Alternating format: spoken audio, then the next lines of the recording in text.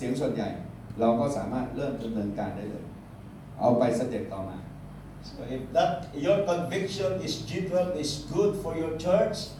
and you have the 7, the 3 will not go with you, then it's up to your decision. สมมติว่านะฮะมาถึงจุดที่ว่าโอเค7คนที่เขาเห็นด้วยแล้วนะฮะภายใน7ใน10เนี่ยนะฮะแล้วก็เรารู้ว่ามันจะเกิดประโยชน์ต่อคริสตจักรสามารถจะไปได้นะเราคิดว่าถ้ามันรอจนถ้าจะให้ครบ10มันคงจะยากอีกนานนะฮะจะทำให้เขาดูก่อนใน3คนนี้เราก็สามารถเริ่มต้นได้เลย But if you cannot convince them, out of 10 you have only 2, and you decided still to go for the G12, then you are ready for the consequences. แต่ว่าถ้าสมมติว่า10เนี่ยนะครับเราทำได้แค่2แล้วก็ดูแล้วว่าอีก8นี่ยังไงก็โอ้โห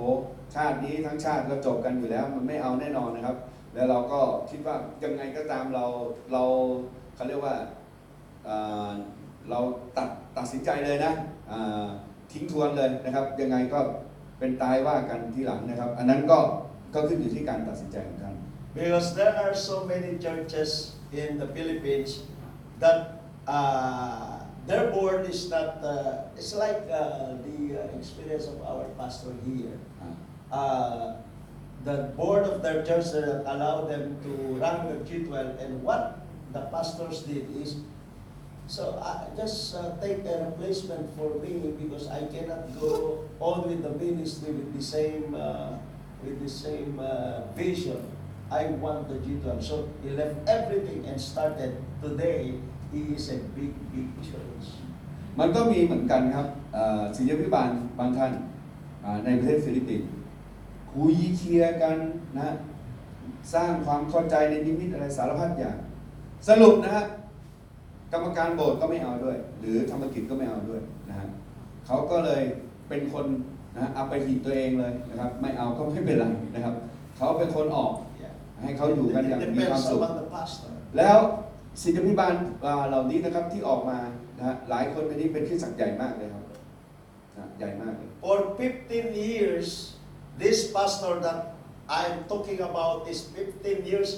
with hard work, only 30 to 50 members. อาจารย์ที่ผมกำลังพูดถึงเนี่ยนะครับเขารับใช้พระเจ้าสัตย์ซื่อขยันขันแข็งทำงานหนัก15 ปีเหลือแค่30-50 คนวิ่งไปวิ่งมาอยู่ตรงนี้จำนวนสมาชิกนั้นเขาเลยตัดนะเขาเรียกว่าทิ้งดิ่งเลยทิ้งดิ่งยกให้ไปเลยนะตัวเองไปเริ่มต้นใหม่ But in 5 years time when he left his church because the board did not agree with him, so he left the church and then started anew. Today more than 2,000 members within 5 years. แล้วก็นะครับเมื่อเขาตัดสินใจนะครับว่าเมื่อผู้นำคณะกรรมการไม่เอาเขาก็ยกให้เลยเขาออกมานะฮะแล้วก็ปรากฏว่าตอนนี้นะครับเขารับใช้ไปแค่5 ปีที่เขามาสร้างใหม่ 2,000 คน So it depends upon the conviction of the pastors and you are ready for the consequences, then go for it. มันขึ้นอยู่ที่ท่านแล้วล่ะท่านจะตัดสินใจยังไงนะฮะแล้วก็ท่านเห็นความสำคัญแล้วก็ท่านมี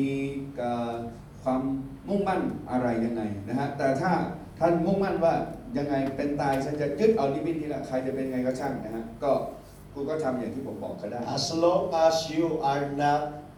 creating a rebellion to your leader. มันขึ้นอยู่ที่ว่าไม่ใช่ว่าคุณเป็นคนสร้างเงื่อนไขให้นะฮะสมาชิกและผู้นำของคุณทรยศต่อคุณเองถ้าคุณไม่เป็นคนสร้างเงื่อนไขนั้นนะครับคุณก็ไม่มีปัญหาอะไรนะฮะ Because I understand you are the pastor, so you are the leader. เพราะผมรู้ว่าในฐานะที่คุณเป็นศิษยาภิบาลผมรู้ว่าคุณคือผู้นำไง So remember the 12 spies during the time of Moses? คุณจำเรื่องผู้สอดแนม12 คนในช่วงโมเสสชีวิตของโมเสสได้ไหมครับ The majority is 10. คนที่นะครับเป็นเขาเรียกว่าสปายคืออะไรนะภาษาไทย สายลับ คนสอดแนม10 คนไม่เห็นด้วยนะฮะ Only Joshua and Caleb agree with what God wants them to do. เหลือแค่2 คนโยชูวากับคาเลบนะครับแล้วก็เขามั่นใจว่าพระเจ้าให้ทำอะไรเขาก็ตัดสินใจเขาพูดแล้วเขาก็คิดอย่างนั้น And during the time of Jesus did not escape on this. There is one who didn't agree. Judas Iscariot. ก็ในมาถึงสมัยพระเยซูก็ยังไม่สามารถหนีปัญหานี้เห็นไหมฮะก็ยังมีอีก1 คนทรยศก็คือยูดาห์อิสคาริโอต So ไม่เห็นด้วย when you receive a vision that is come from God, there is always an opposition. นะฮะเมื่อไหร่ก็ตามที่คุณรับนิมิตของพระเจ้าคุณอาจจะมีนะฮะคนที่ไม่เห็นด้วยตรงกันข้ามคุณเสมอบางทีก็เป็นอย่างนั้น So that's why it's not just a mere because of the vision. Sometimes because of our structure, because of our transition, though we don't know how to do it. คือบางทีมันไม่ใช่นิมิตนะมันไม่ใช่วิธีที่เราว่าเราจะรับเรื่องนี้มาแล้วมันสร้างปัญหาแต่บางทีมันเพราะโครงสร้างเดิมที่เรามีอยู่นะครับหรือเพราะปัญหาส่วนตัวของเราหรือส่วนตัวของเขานะครับคือพูดง่ายๆว่ามันมีหลายปัจจัยบางทีมันก็อ้างเหตุโดยที่เราจะเปลี่ยนนี่แหละมันก็อ้างเหตุ So our experience is opposite. ในประสบการณ์ของเรามันมีจริงๆว่าคนตรงกันข้ามเราเนี่ยมันมีอยู่เสมอ Before G12, แม้แต่ของเราเองนะฮะของผมเองนะฮะก่อนที่จะมีเอารับนิมิต G12 มา we experienced that division also. เราเองก็มีปัญหาแตกแยกกันในโบสถ์เหมือนกัน But when we enter into the G12, we never experience division. แต่หลังจากที่เรารับนิมิต G12 เอามาทำ10 ปีกว่านี้ยังไม่มีการแตกแยกกันในโบสถ์ Yeah, that is the opposite. กลายเป็นว่าตรงกันข้ามเลยนะ10 ปีนี่เมื่อก่อนนี้แตกกันบ่อยๆแต่ตอนนี้ไม่มี So different experiences, different places, it could possibly happen. But if you are a man of a vision, put a man of a vision to a very difficult situation, but that man of vision will come and rise up. คนเรานะไม่ว่าจะที่ไหนหรือกับใครนะการที่อาจจะมีปัญหาการไม่ลงรอยกันการไม่เห็นด้วยกันในนิมิตอะไรหรือวิธีการอะไรต่างมันเกิดขึ้นได้แน่นอนมันขึ้นอยู่ที่คุณละถ้าคุณเป็นคนที่รับเอานิมิตจริงจังนะคุณก็จะรู้ว่าคุณควรจะทำอะไรแล้วตัดสินใจยังไงหรือเป็นเพราะเหตุผลว่าบางทีเราก็เรียนรู้จากการที่ว่าเราอาจจะไม่เข้าใจในการขบวนการในการทำการปรับเปลี่ยนเราจึงทำให้เกิดปัญหาหรือมันมีหลายปัจจัยนะ But a pastor or a leader who don't have a vision, a clear vision, even though you give him 100 people, after 1 year it only became 70, and after another year it was 50. Slowly come little by little. But a pastor who has a vision, just give him a few people. Later on, he will come and have a big church after ผมเชื่ออย่างนี้ถ้าศิษยาภิบาลที่มีนิมิตแล้วก็มีนิมิตชัดนะไม่ต้องห่วงแต่ถ้าศิษยาภิบาลที่มีนิมิตแต่นิมิตไม่ชัดเอาคนจำนวนมากใส่ในมือเขาเชื่อเอาสักมว่า100 คนให้เขาเดี๋ยวสักพักนะครับถัดไปปีถัดไปก็จะเหลือ70ปีถัดไปก็เหลือ50เพราะเขาไปไม่เป็นหรอกเพราะเขาไม่มีนิมิตชัดเจนแต่ต่อให้ศิษยาภิบาลที่มีนิมิตชัดเจนแต่มีคนน้อยอยู่ในมือไม่ต้องห่วงครับเพราะเขาจะใช้คนน้อยนี่สามารถขยายคนได้เพราะมันมีนิมิตชัดเจนวิธีการชัดเจนในการที่จะทำให้นิมิตนั้นประสบความสำเร็จมันก็เพิ่มพูนได้ครับ So take courage, Pastor. อาจารย์อย่ากลัวครับกล้าครับอาจารย์มีนิมิตอาจารย์กล้าทำอย่ากลัว And what is your conviction? What you think it is right? Then go for it. ถ้าเราอาจารย์คิดแล้วนะพลิกหน้าพลิกหลังคิดมาชัดเจนแล้วว่าสิ่งที่อาจารย์ทำถูกต้องนะไม่ต้องกลัวมันจะแตกกี่รอบไม่ต้องห่วงแต่ไม่ให้แตกอีกนะอาจารย์ก็ลุยกันได้เลยนะครับ As long as you learn something from your past experiences, then that will be added knowledge to you in the future. ผมพูดตรงๆเรียนรู้จากประสบการณ์ที่เราผิดพลาดครับแล้วเพื่อเราจะเดินหน้าอย่างไม่ผิดพลาดอีกต่อไป So that is real. อันนี้ของจริงนะเนี่ยของจริงอะ ส่วนตัวของอาจารย์เนี่ยในการสร้างรีสอร์ทอาจารย์เริ่มยังไงครับเพราะว่าปัญหาของเราคือความเสรีภาพเป็นความเยอะมากที่เราไม่ใช้แล้วเขาก็บอกท้าชวนเราบอกเริ่มเลยพอเราเริ่มมันก็เป็น จริงสิ่งที่เรากำลังทำเนี่ยมันเป็นคำตอบของอาจารย์แต่ไม่เป็นไร because he would like to asking you that what you doing you can transition and then you can get involved and then make it grow the process like this you know we are the one who attended in Liberty Church, and we got the motivation and encourage to go back and change, you know, and start the G12 in our church. The result is happened like this. How can we do it? I assure you, there is no problem in the vision because the vision inspired. ประการแรกให้ความมั่นใจก่อนนิมิตที่อาจารย์ได้รับไม่มีปัญหานิมิตนี้มันเป็นแรงบันดาลใจของอาจารย์อยู่แล้วนิมิตอาจารย์เข้าใจแล้ว But you need to know the details, the step by step in doing it, so that you will not fail. อาจารย์ต้องมาร่วมกับพวกเราวันนี้ผมเพิ่มเติมให้เลยนะเพราะพวกเรากำลังจะสอนอาจารย์ว่าทีละก้าวทีละขั้นตอนที่จะเปลี่ยนแปลงที่จะทำให้มันประสบความสำเร็จนั้นทำอย่างไร So what happened to you is like you go to a swimming pool เหตุการณ์ที่เกิดขึ้นกับอาจารย์เนี่ยเหมือนอาจารย์ไปที่สระว่ายน้ำ and because of the atmosphere is so hot เนื่องจากว่าโอ้โห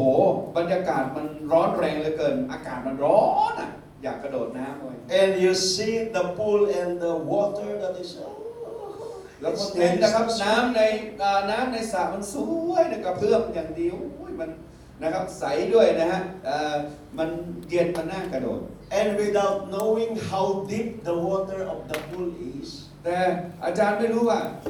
สระเนี่ยมันมีความลึกขนาดไหน and then you dive on the water คุณก็ไม่รู้ละโอ้โหมันนะล่อตาล่อใจดีนักนะครับอากาศข้างบนก็ร้อนกระโดดเลย because the water in the pool is so what we call that so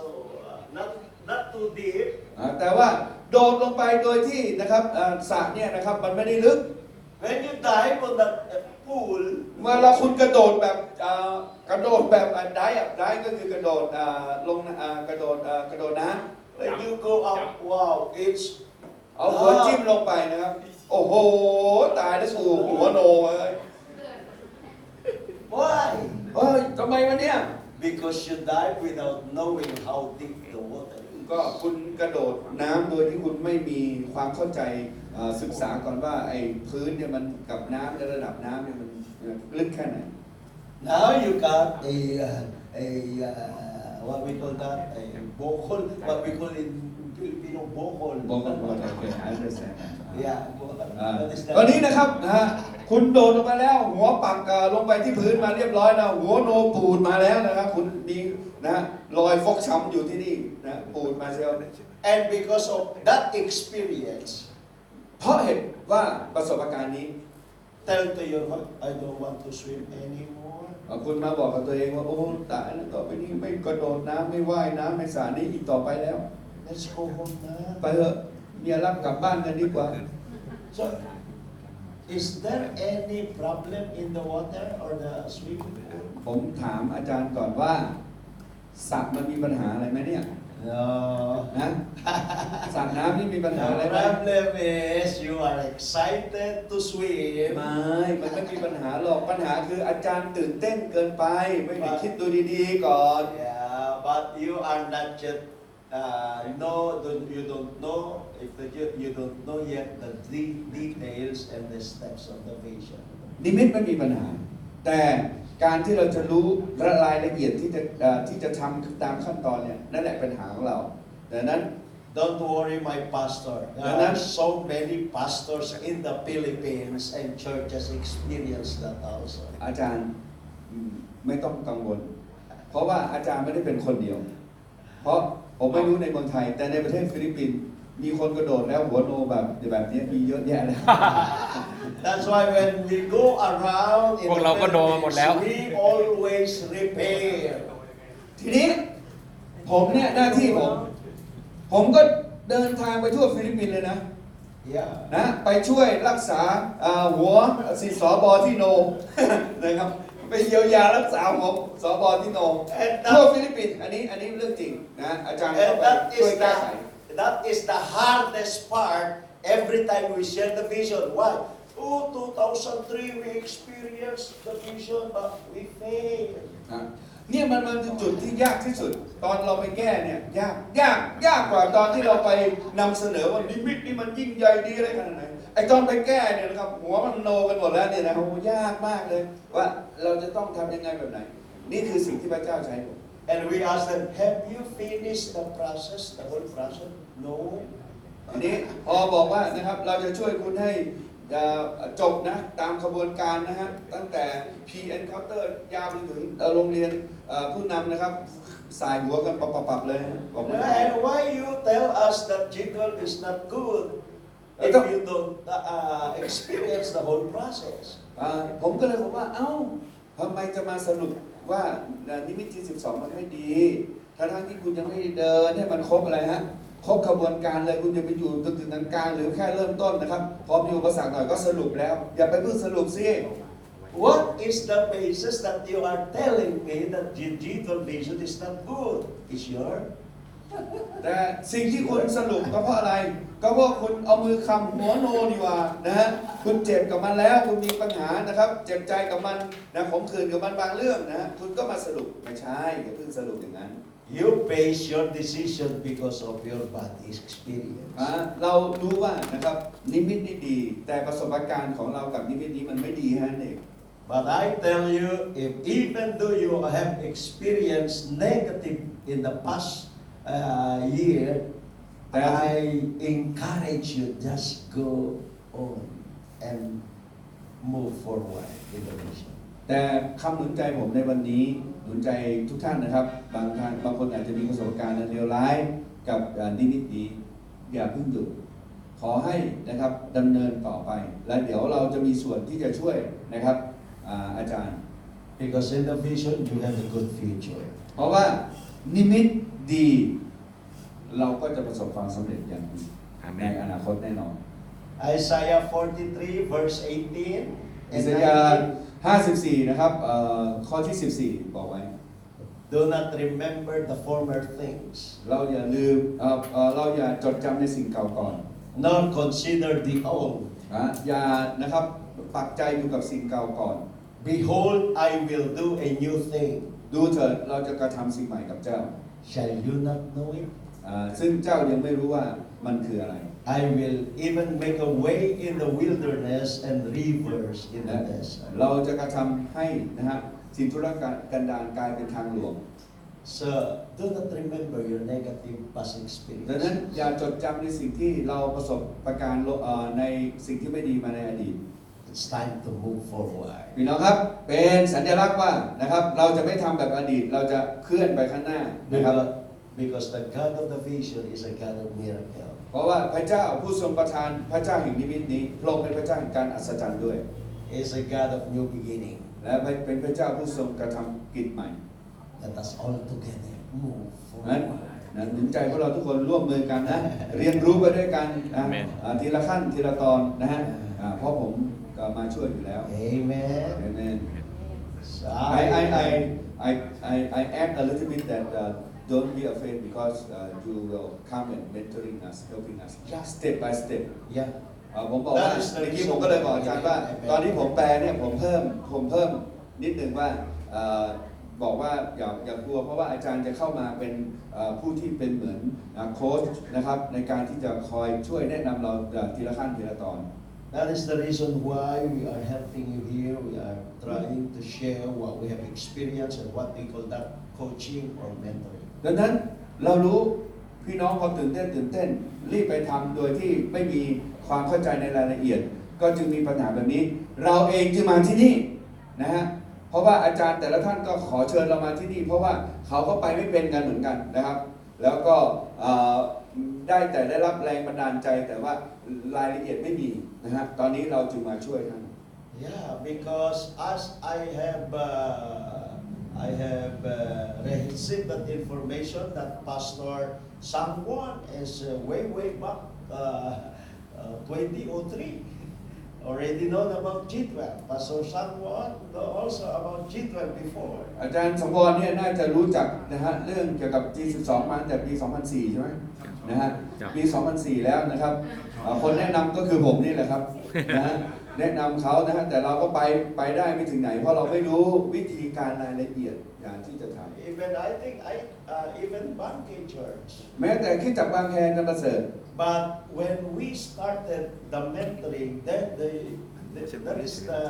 time that they know about the details and the step by step. แล้วเมื่อเราไปช่วยอย่างเช่นอาจารย์ประเสริฐเนี่ยนะฮะเมื่อประมาณ3 ปีที่แล้วเนี่ยนะครับพอเราเริ่มแนะนำไปทีละตอนโอ้มาถึงบางอ้อตลอดเลยนะครับโอ้อย่างเงี้ยนะครับแล้วก็ค่อยๆช่วยไป Yes, we did the big gathering, the conferences because it inspires us to do แต่ it. ว่าอย่าลืมเราก็ยังต้องมีการประชุมใหญ่ๆแบบอย่างที่ผ่านมาเมื่อกี้ทุกครั้งนะครับเพราะอันนั้นเขาเรียกว่าเป็นการแรงบันดาลใจ inspiration นะครับการสร้างแรงบันดาลใจ But after the conference, you are very inspired. หลังจากที่เรารับแรงบันดาลใจตอนนี้โอ้โหแรงบันดาลใจเต็มล้นเลยครับ But when you go back to your church, แรงบันดาลใจเต็มล้นกลับมาที่โบสถ์ what must I do? โอ้กูจะไปยังไงวะเนี่ย What is the step by step that และไอ้ I do? ขั้นตอนแรกกูจะก้าวยังไงนะครับมันได้ฟังมามันอลังการไปหมด So if you don't have a mentor or a coach, ถ้าคุณไม่มีคนที่แนะนำหรือไม่มีโค้ช you will experience negative in applying the G12. นั้นเวลาคุณนำมาใช้คุณก็จะมีประสบการณ์ที่ไม่ดีกับมัน And because the G12 now in Thailand is so very fast in spreading it, ตอนนี้นะครับบรรยากาศในประเทศไทยG12 นี่กำลังระบาดไปทั่วแล้วนะฮะตอนนี้ and because of that very fast, เนื่องจากระบาดไปไว you are lack of mentors. แล้วก็เราขาดผู้เป็นโค้ชหรือคนแนะนำเนี่ยนะฮะไม่มีเพียงพอในประเทศ That's why the Filipino pastors are coming here and helping you in the details. ดังนั้นศิษยาภิบาลในประเทศฟิลิปปินส์หลายท่านนะครับไม่ใช่อาจารย์คนเดียวนะฮะตอนนี้เข้ามาหลายท่านนะเข้ามาช่วยองค์กรหรือคริสตจักรหลายๆที่นะครับที่จะแนะนำในรายละเอียดในการเข้าสู่ขบวนการ G12 And I promise them that 2 to 3 years you will, as long as you do it in my what we call that, in my coaching. ทีนี้นะครับผมเองเนี่ยวางชีวิตนะตกลงสัญญากับอาจารย์ทั้งหลายนะว่าผมขอเวลา 2-3 ปี และขอ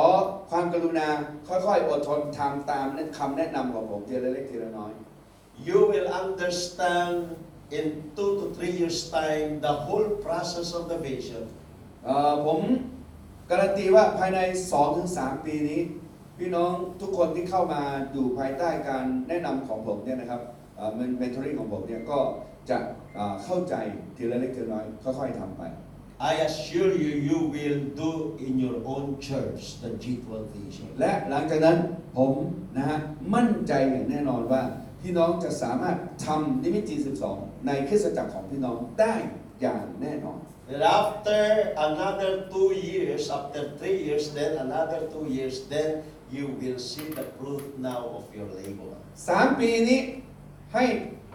เป็นขบวนการปรับเปลี่ยนค่อยๆทำไปเห็นผลยังไม่มาก Because แต่2 ปีหลังจาก3 ปีนะฮะ2 ปีหลังจาก3 ปีพี่น้องจะเก็บเกี่ยวละจะเห็นผลละอดทนหน่อย Because in applying in 2 to 3 years time, I am not expecting you to perfect the process and the vision yet. เอาง่ายๆว่า 2-3 ปีช่วงขบวนการปรับเปลี่ยนเนี่ยนะฮะ2-3 ปีนี้ผมยังไม่คาดหวังว่าพี่น้องจะทำได้อย่างสมบูรณ์แบบ But at least you will now know the in and outs of the vision. แต่ว่าพี่น้องเนี่ยฮะก็จะมีประสบการณ์นะครับเขาเรียกว่า in and out นะฮะก็คือการทำกับมันเข้าๆออกๆดูว่ายังไงนะฮะแบบไหนไม่ใช่ in เพื่อว่าหลังจากนั้นแล้วพี่น้องจะเกิดผลได้ In the 3 years, you will know what to do and what not to do. In พูด the ง่าย vision. ๆว่าภายใน3 ปีนี้มันจะมีขั้นตอนว่าอะไรที่พี่น้องควรทำและอะไรพี่น้องห้ามทำไม่ได้ And if you decided to do it right for the next 2 years, ถ้าสมมติพี่น้องตัดสินใจเลย เราจะทำตามคำแนะนำที่มันถูกต้อง2 ปีแรก in 5 years' time, you will see the proof of the vision. แล้วหลังจากนั้นนะครับผมนับไปเลยนะครับรวมกันเนี่ยเริ่มต้นที่ประมาณปีที่4ที่5ปีที่5กันแล้วกัน5 year time ปีที่5เนี่ยพี่น้องเริ่มจะเก็บเกี่ยวแล้วนะฮะเขาเรียกว่าเก็บเกี่ยวผลที่เราได้ลงแรงลงไปนะฮะผลมันจะเกิดให้เห็นชัดอ่ะเหมือนปลูกทุเรียน So you need to work out on the very foundation of the vision. เพราะอะไร 2-3 ปีแรกต้องนะครับวางรากฐานของนิมิตให้มันแข็งแกร่งก่อน Because if you have a right foundation of the vision, Huh. then as you grow, your church will cater the multitude. ถ้า3 ปีแรกนี้นะครับวางรากฐานพื้นฐานดีนะครับแข็งแกร่งดี ตอนนี้พอคริสตจักรนะเติบโตขึ้นไปไม่มีทางที่มันจะหวั่นไหวแล้ว If you build a 5th floor building, สมมติคุณจะสร้างตึก5 ชั้น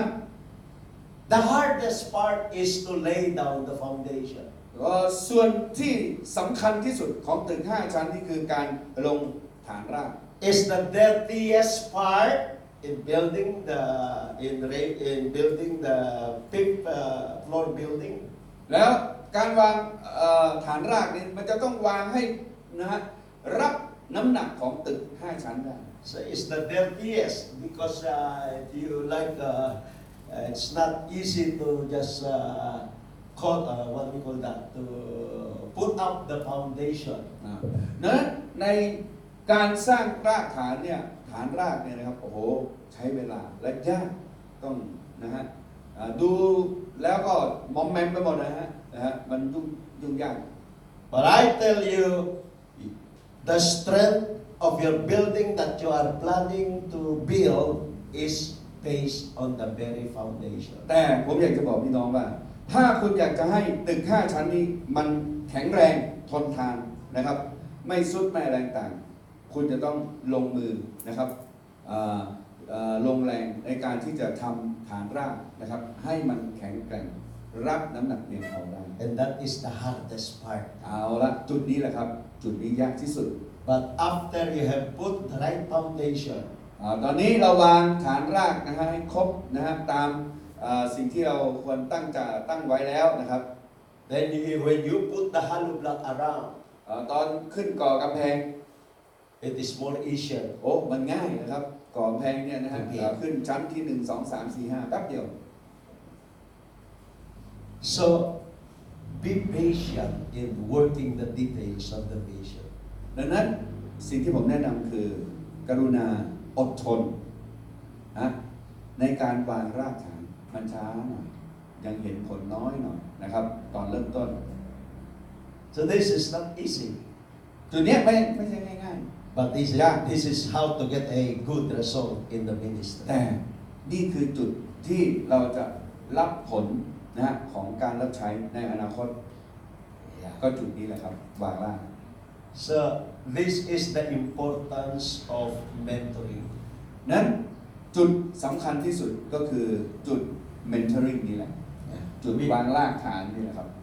We are dealing with the details. เพราะว่าอะไรเราจะมาจัดการในเรื่องของรายละเอียด We have the question and answer so that we can address the level of your transition. ทำไมรู้ไหมฮะคำถามของพี่น้องนี่แหละมันจะเป็นคำตอบในการที่จะวางรากฐานให้พี่น้อง And this is what we are doing now. นะกำลังทำให้อยู่นะครับไม่ต้องห่วงเนี่ยตอนนี้พี่น้องอยู่ในกระบวนการวางรากฐานแล้ว Okay, thank you very much. แนวนี้ครับเป็นน้อง ไม่หน่อยได้ไหมอาจารย์ My name Pastor Nehami this is my first time อันนี้เป็นครั้งแรกมา ได้ครับ This is my first time ทำให้หลายๆคนไปหน้าไม่ได้เพราะผมนี่แหละ No, it's okay. He said that because I'm way back,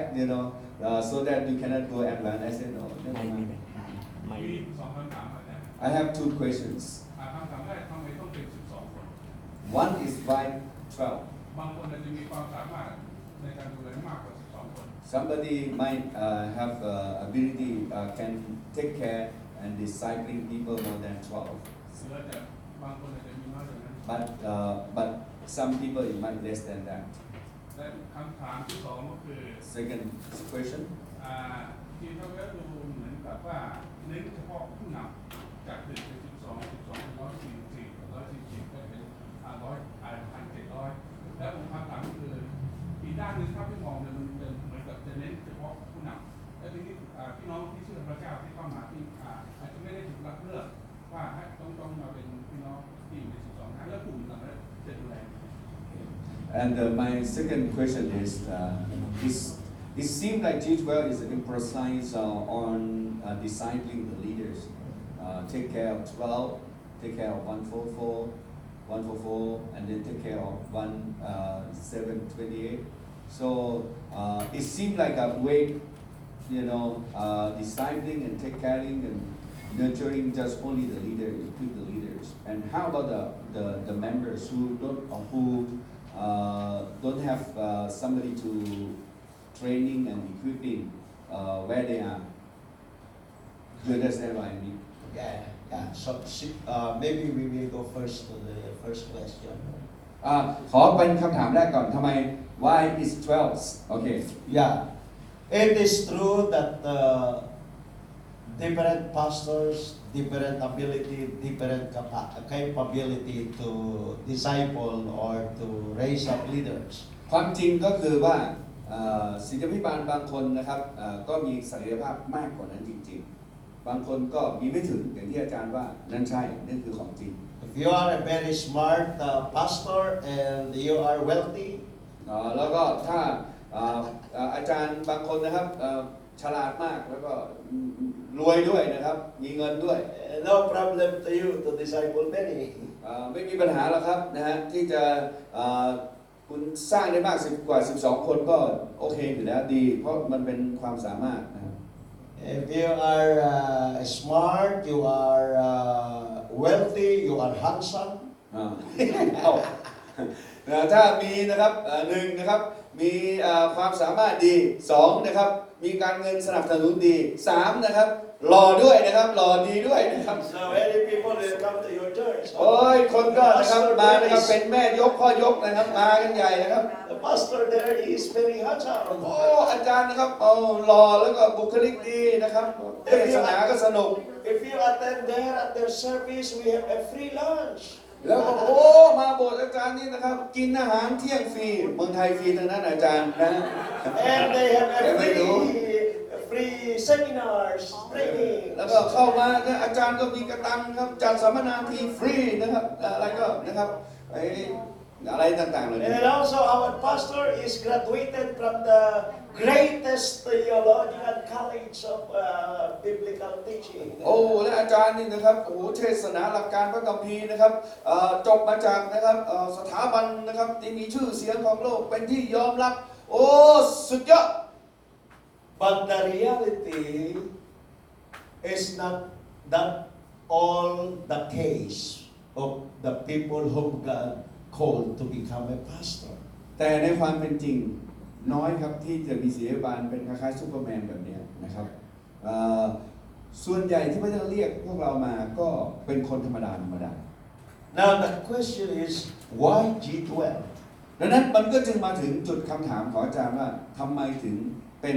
ระบบการปกครองแบบ 12 หรือ The word G stands for government of 12. คำว่า G แปลภาษาอังกฤษแปลว่า government เขาจึงใช้คำว่า G ขึ้นก่อนนะฮะ G แปลว่าการปกครอง 12 It is a revelation on how God governed His church. G เนี่ยนะครับมันเป็นการสำแดงของพระเจ้าว่าพระเจ้าพระเยซูคริสต์เจ้าเนี่ยนะครับพระองค์จะปกครองคริสตจักรของพระองค์ที่พระองค์จะตั้งคริสตจักรเนี่ยนะพระองค์ปกครอง 12 คน It's not an idea that I can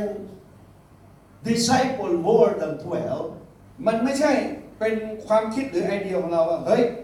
ฉันนี่มีศักยภาพ12 คนนี่น้อยไป It's not an idea that I can only disciple 3. และก็มันไม่ใช่ไอเดียของเราว่าโอ้เราเนี่ยนะศักยภาพอย่างนี้นะครับเราได้แค่ 3 It is a pattern of God on how He governed His people and His church. แต่มันเป็นแพทเทิร์นมันเป็นโครงสร้างที่พระเจ้าเองพระเยซูคริสต์เจ้าเองเนี่ยนะวางแพทเทิร์นนี้ไว้นะครับว่านะฮะ12 คนเนี่ยนะครับมันคือคนที่เราควรจะดูแล In the Old Testament time, ในช่วงของยุคพระคัมภีร์เดิม God governed the whole Israelites with 12 tribes. พระเจ้าต้องการอยากให้ประเทศอิสราเอลนะครับเป็นประเทศที่มีการปกครองพระองค์ก็แบ่งนะฮะตระกูลของเขาออก 12 เผ่า But the 12 tribes of Israel failed to do what God wants them to พระอง become. ค์ต้องการอยากให้ 12 เผ่าของอิสราเอลเนี่ยปกครองโลกนี้ทั้งโลกนะฮะปกครองโลกนี้ทั้งโลกแต่อิสราเอลได้นะฮะเขาเรียกว่าทำให้แผนการนี้ล้มเหลว Then here comes Jesus. หลังจากนั้นพระเยซูจึงเสด็จลงมา He can preach in the multitude. พระเยซูเทศนาสอนมวลชนได้ But one day He called all His disciples แล้ววันหนึ่งพระองค์เรียกสาวกของพระองค์มาทั้งหมด and He started to select 12. และหลังจากนั้นพระองค์เลือกจากสาวกทั้งหมดเนี่ยออกมาเป็น 12 คนที่เป็นสาวกใกล้ชิด So I am convinced that G12 government of 12 is God's pattern to govern. สำหรับผมตระหนักรู้ว่าพระเยซูเองเนี่ยพระองค์ก็ปกครองนะฮะจากคริสตจักรของพระองค์ที่พระองค์วางแพทเทิร์นวางโครงสร้างไว้เนี่ยแบบแผนไว้เนี่ย12 So it's not an idea of the pastor. ดังนั้นจึงไม่ใช่ความคิดของอาจารย์ท่านใดท่านหนึ่ง So it's a revelation of how God governed His church. อาจารย์เข้าใจคำว่า revelation ไหมครับ revelation เนี่ยมันเป็นการทรงสำแดงของพระเจ้ามันไม่ใช่เป็นไอเดียหรือความคิดที่เราอยู่ดีมาภาษาอังกฤษเขาใช้ revelation นี่คือการสำแดงของพระเจ้าว่าพระเจ้าสำแดงว่าเนี่ยแพทเทิร์นมันเป็นอย่างนี้ And maybe if you don't usually use the word revelation, it's God's idea. เพราะบางทีที่ผมย้ำอย่างนี้เพราะบางทีคนไทยไม่เข้าใจเรื่องการทรงสำแดงเท่าไหร่นะคำว่าการสำแดงพระเจ้าเนี่ยมันเป็น God's idea God idea คือเป็นความคิดของพระเจ้าแต่เอาพระเจ้าเอาความคิดของพระเจ้านั้นมาแสดงให้เรามันไม่ใช่ว่าอยู่ดีเราจะคิดทำอย่างนี้ Why 12? ดังนั้นจึงมีเหตุผลว่าทำไมต้อง 12 คนเหมือนที่อาจารย์ถาม Remember when Judas แล้วดูนะฮะเมื่อยูดาห์อิสคาริโอต rebelled against God, ทรยศนะพระเยซู then the 12 become only 11. เหลือนี่12เนี่ยนะครับเหลือแค่11ละ Why don't we say G11? ทำไมเราไม่ใช้คำว่า G11 Why they need to put up Matthias? It's not Matthias. เมทิอัส Why? แต่ทำไมเขามาจับฉลากและเลือกนะมัทธิอัสขึ้นมาให้วันครบกับคนของเขา 12 To fill up the vacant แล้วเขาบอกว่านะเราจะต้องเลือกคนหนึ่งนะเพราะว่าอีก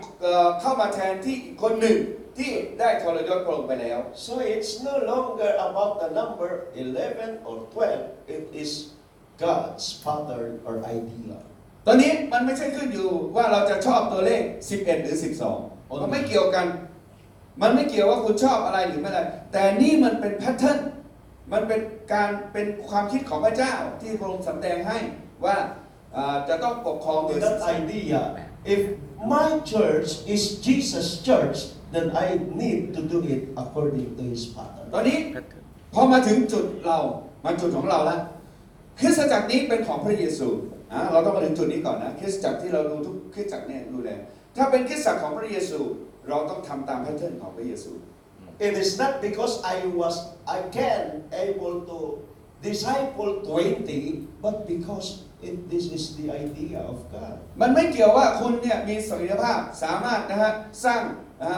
10สาวกใกล้ชิดคุณ20คนหรอกแต่มันเป็นการที่พระเจ้าวางรูปแบบเป็นความคิดของพระเจ้าที่วางรูปแบบไว้ให้กับเราในการสร้างคริสตจักรของพระองค์ It's not because I have a hard experience to complete my 12, but because this is God's idea. หรือมันอีกแง่มุมหนึ่งมันไม่ใช่ว่าเป็นโอ้โหการสร้าง12คนนี้มันยากจะตายทำไมเราต้องไปถึง12ด้วยนะครับก็อีกแบบนั่นแหละมันเป็นแพทเทิร์นมันเป็นไอเดียของพระเจ้าที่ตั้งไว้12เราจะยากเย็นแสนเข็ญยังไงเราก็ต้องไปถึงจุดนั้นให้ได้ And if you receive that idea that comes from God, I tell you, listen carefully. Even the G12 movement in Thailand has been dissolved, but the idea of God in your heart never dies. พี่น้องที่รักผมให้พี่น้องฟังดี Yeah. ๆถึงแม้ว่านะฮะกระบวนการขับเคลื่อนในประเทศไทยใน G12 มันจะล้มหายตายจากไปแต่ในหัวใจของคุณจะรู้เลยว่าสิ่งที่พระเยซูวางแพทเทิร์นไว้วางนะฮะรูปแบบไว้มันก็คือพระองค์ก็ทรงสร้างสาวก12คนอยู่นั่นเอง That's why I encourage you, just immerse yourself in the vision, not in the movement, because the movement can dissolve, but the idea of God will never change. ดังนั้นข้อควรระวังของท่านคืออย่าไปตามกระแสอย่าทำคิดจักตามกระแสตอนนี้กระแส G12 มาแรงก็โอ้โหเราจะทำตามกระแสกระแสมีวันอะไรฮะลดลงเสื่อมลงได้แต่แพทเทิร์นของพระเจ้านิมิตไอเดียของพระเจ้านั่นคือจุดประสงค์หลักที่คุณจะต้องวางฐานวางตัวเองที่จะทำยังไงก็ได้สร้าง12คนIt's God's idea, เพราะมันเป็นความคิดของพระเจ้า God's pattern. และเป็นแพทเทิร์นโครงสร้างของพระเจ้ารูปแบบของพระเจ้า And there is a word in the book of Acts that the Bible says, see to it that you do it in God's pattern. ดังนั้นนะฮะท่านทั้งหลายในกิจกรรมที่12ว่าเราควรนะเมื่อเขาประชุมกันเห็นไหมผู้ปกครองมาประชุมกันเราบอกให้เราทำตามสิ่งที่พระเจ้าให้เราทำ So this is what I view, how I view the G12 vision. It's not about the person who God uses to develop the vision, but it is because of God's idea. การที่คุณจะทำนะนิมิตG12ไม่ใช่ตื่นเต้นนะกับสิ่งที่เขาประสบความสำเร็จตื่นเต้นกับสิ่งที่คุณได้รับแรงบันดาลใจมาแต่มันเป็นความรับผิดชอบของคุณต่อรูปแบบและต่อโครงสร้างของการสร้างคริสตจักรของพระเจ้าในการสร้างสาวก12ของคุณ So is that okay, Pastor? ตอบคำถามไหม Yeah, you can do it 3 or you can do it 15. It's okay because you can do that. แต่ถ้าอาจารย์เจนมีกลับไปแล้วนะครับ12ก็ยังไม่ค่อยพอใจจะ13 15ก็ได้นะครับหรือบอกว่าประเมินตัวเองได้แค่3เชิญตามสบายครับ And also remember that the 12 can come right away. He chose 2 in the seashore, come and follow me. แต่ว่า The other one in the table of the BIR, come and follow me. No, not immediate 12. No. They come in later on as they go through the process. You can stop this now. คืออย่างนี้12เนี่ยไม่ใช่อยู่ดีๆเราก็กลับไปโบสถ์จากนี้ไปถึงก็ เลือก12ก่อนเลยทันทีเลยอันนั้นก็ถ้ามันทำได้ก็ดีนะแต่พระขนาดพระเยซูลงเลือกทีละกลุ่มทีละคน2คนเข้ามานะขั้นแรกเจอนะใช่ไหมเปโตรแอนดรูก่อนนะหลังจากนั้นก็ค่อยเลือกนะทีละคน2คนนะฮะในระยะเวลาแตกต่างกันไปพระองค์ไม่ได้เรียกเอา12คนมาเรียงนำหน้าแล้วก็เลือกออกมาทีละคนอย่างนี้ไม่มี That's why now you are here in the mentoring, and if you want to try to embrace the vision, then bring your top 3 leaders, men, and top 3 leaders, women, minimum of 6. Bring them to the encounter tomorrow so that the pastor will try to start to help you how you do it according to the process. ภาคปฏิบัติ That will be good. ภาคปฏิบัตินะ The pastor and the wife, and get another 6 people in your church, the top leaders. Then start bring them first in the อาจารย์จะเริ่มทำเมื่อไหร่ก็ได้นะคำแนะนำนี้นะครับแต่ว่าวันพรุ่งนี้เป็นโอกาสอาจารย์เอาตัวอาจารย์ตัวภรรยาอาจารย์นะฮะเอา2คนแล้วเอาผู้ชาย3คนที่เป็นผู้นำที่โบสถ์นะฮะและเอาผู้หญิง3คนที่เป็นผู้นำที่โบสถ์เริ่มเข้าสู่ขบวนการของเราคืออะไรรู้ไหมฮะคือเริ่มต้นทุกคนจะต้องมาเริ่มต้นที่อะไรฮะค่าย Encounter เดี๋ยวพรุ่งนี้เรามีค่ายคืนนี้เรามีค่าย Encounter แล้วนะตอนเย็นนี้แล้วก็พรุ่งนี้ทั้งวันเราจะต้องเริ่มต้นกระบวนการตรงนี้ก่อนเพราะมันมีแพทเทิร์นให้มันมียุทธวิธีที่ให้ทำ After the conference, don't say to your people, "Oh, go and win souls." No, don't do that. Go to the encounter so that they first receive healing from God. ยกตัวอย่างสมมุติว่าไปฟังนะครับเข้าสัมมนา G12 นะครับมาแล้วโอ้โหทั้งโบสถ์แห่แหนไปตื่นเต้นนะครับกลับมาเฮ้ยพวกเราเฮ้ยไปนำวิญญาณอย่าไปหนุนให้เขาไปนำวิญญาณก็เข้ามากระบวนการนะฮะสร้างก่อนนะครับในผ่านทางencounter อะไรอย่างเงี้ They ย will experience healing first in the แล้วก็นะครับให้เขาได้รับการเยียวยารักษาภายในบาดแผลชีวิตนะครับเปลี่ยนทัศนคติก่อน They will be touched in the encounter, and if they are touched by God, then if you say to them, "Oh, you need to understand," yes, Pastor, because now they feel the love of God in the encounter. นะฮะเราอย่าไปพึ่งผลักดันให้เขาไปทำงานให้เขามารับความรักการสัมผัสการเปลี่ยนชีวิตจากพระเจ้าหลังจากนั้นมันจะเกิดแรงบันดาลใจข้างในที่เขาอยากจะออกไปเพราะเขารักพระเจ้าแล้วก็ไปช่วยเหลือคนอื่นเมื่อพระเจ้าสัมผัสแต่ต้องชีวิตของเขา So that is my suggestion. If you want to give a try to the G12 vision, that is what we suggest, อัน Pastor. นี้ถ้าอาจารย์อยากจะมาชิมอยากจะมาลองดูอยากจะมาใช้นิมิตนี้อาจารย์ลองทำตามขบวนการนี้นะฮะอย่างที่ผมบอกนะฮะเข้ามาสู่ขบวนการสร้างก่อน The husband and the wife, เริ่มต้นจากสามีภรรยา together with 3 top leaders, men and women, 3 men and women. แล้วก็นำผู้นำนะครับที่มีอิทธิพลในโบสถ์เนี่ยฮะผู้ชาย3ผู้หญิง3อย่างน้อยนะครับหรือมากกว่านั้นเท่าที่ทำได้ If possible, you can bring your youth leader, women and youth leader men. แล้วก็ถ้าเป็นไปได้นำนะครับผู้นำอนุชนนะครับที่เป็นชายที่มันมีพลังหน่อยนะครับที่เป็นหัวหน้าอนุชนที่เราตั้งไว้เนี่ยนะครับชายคนหญิงคนหนึ่งอย่างน้อยเข้ามาด้วย Because later on that will be your team in doing the G12 in your church. เพราะว่านั่นแหละเขาจะเป็นทีมของเราใน G12 เราในอนาคตข้างหน้าเพราะเขาเริ่มเข้าใจกระบวนการ And you are so blessed because there are so many pastors today that can help you in the detail. แล้วก็พี่น้องที่จะเข้ามาใหม่นะครับก็พี่น้องได้รับพระพรอย่างมากเพราะว่าอาจารย์ท่านหลายเหล่านี้นะครับที่เข้ามาก่อนนี้นะครับเขาก็ผ่านร้อนผ่านหนาวมาพอสมควรแล้วเขาจะแนะนำท่านได้ Yes, they are not yet perfect in the vision. แน่นอนว่าอย่างเช่นอาจารย์ก็ดีอาจารย์บัญชาอาจารย์สวที่อยู่นี่ยังไม่เพอร์เฟกต์ในเรื่องนิมิตยังทำไม่ได้สำเร็จทั้งหมดแต่อยู่ในกระบวนการแล้ว But they have already passed that level in the first year of their transition. เขาผ่านปีแรกของการปรับเปลี่ยนคริสตจักรแล้วนะครับเขาผ่านมากัน And after 3 years, from this year, after the 3, then they sit down and then analyze what is the area, why we don't have much success. Then they will, we need to adjust this one, we need to adjust. Yes, we need to train the teachers in SOL, we need to train. Then for another 2 to 3 years, then you will see. แล้วเดี๋ยวนะพอเราเดินทางไปถึง 3 ปีแล้วนะครับเราก็อาจจะย้อนกลับมานะฮะวิเคราะห์ analyze นะฮะก็คือวิเคราะห์ดูนะครับปรับเรามาวิเคราะห์แล้วก็มาดูว่าเอ๊ะทำไมเราไป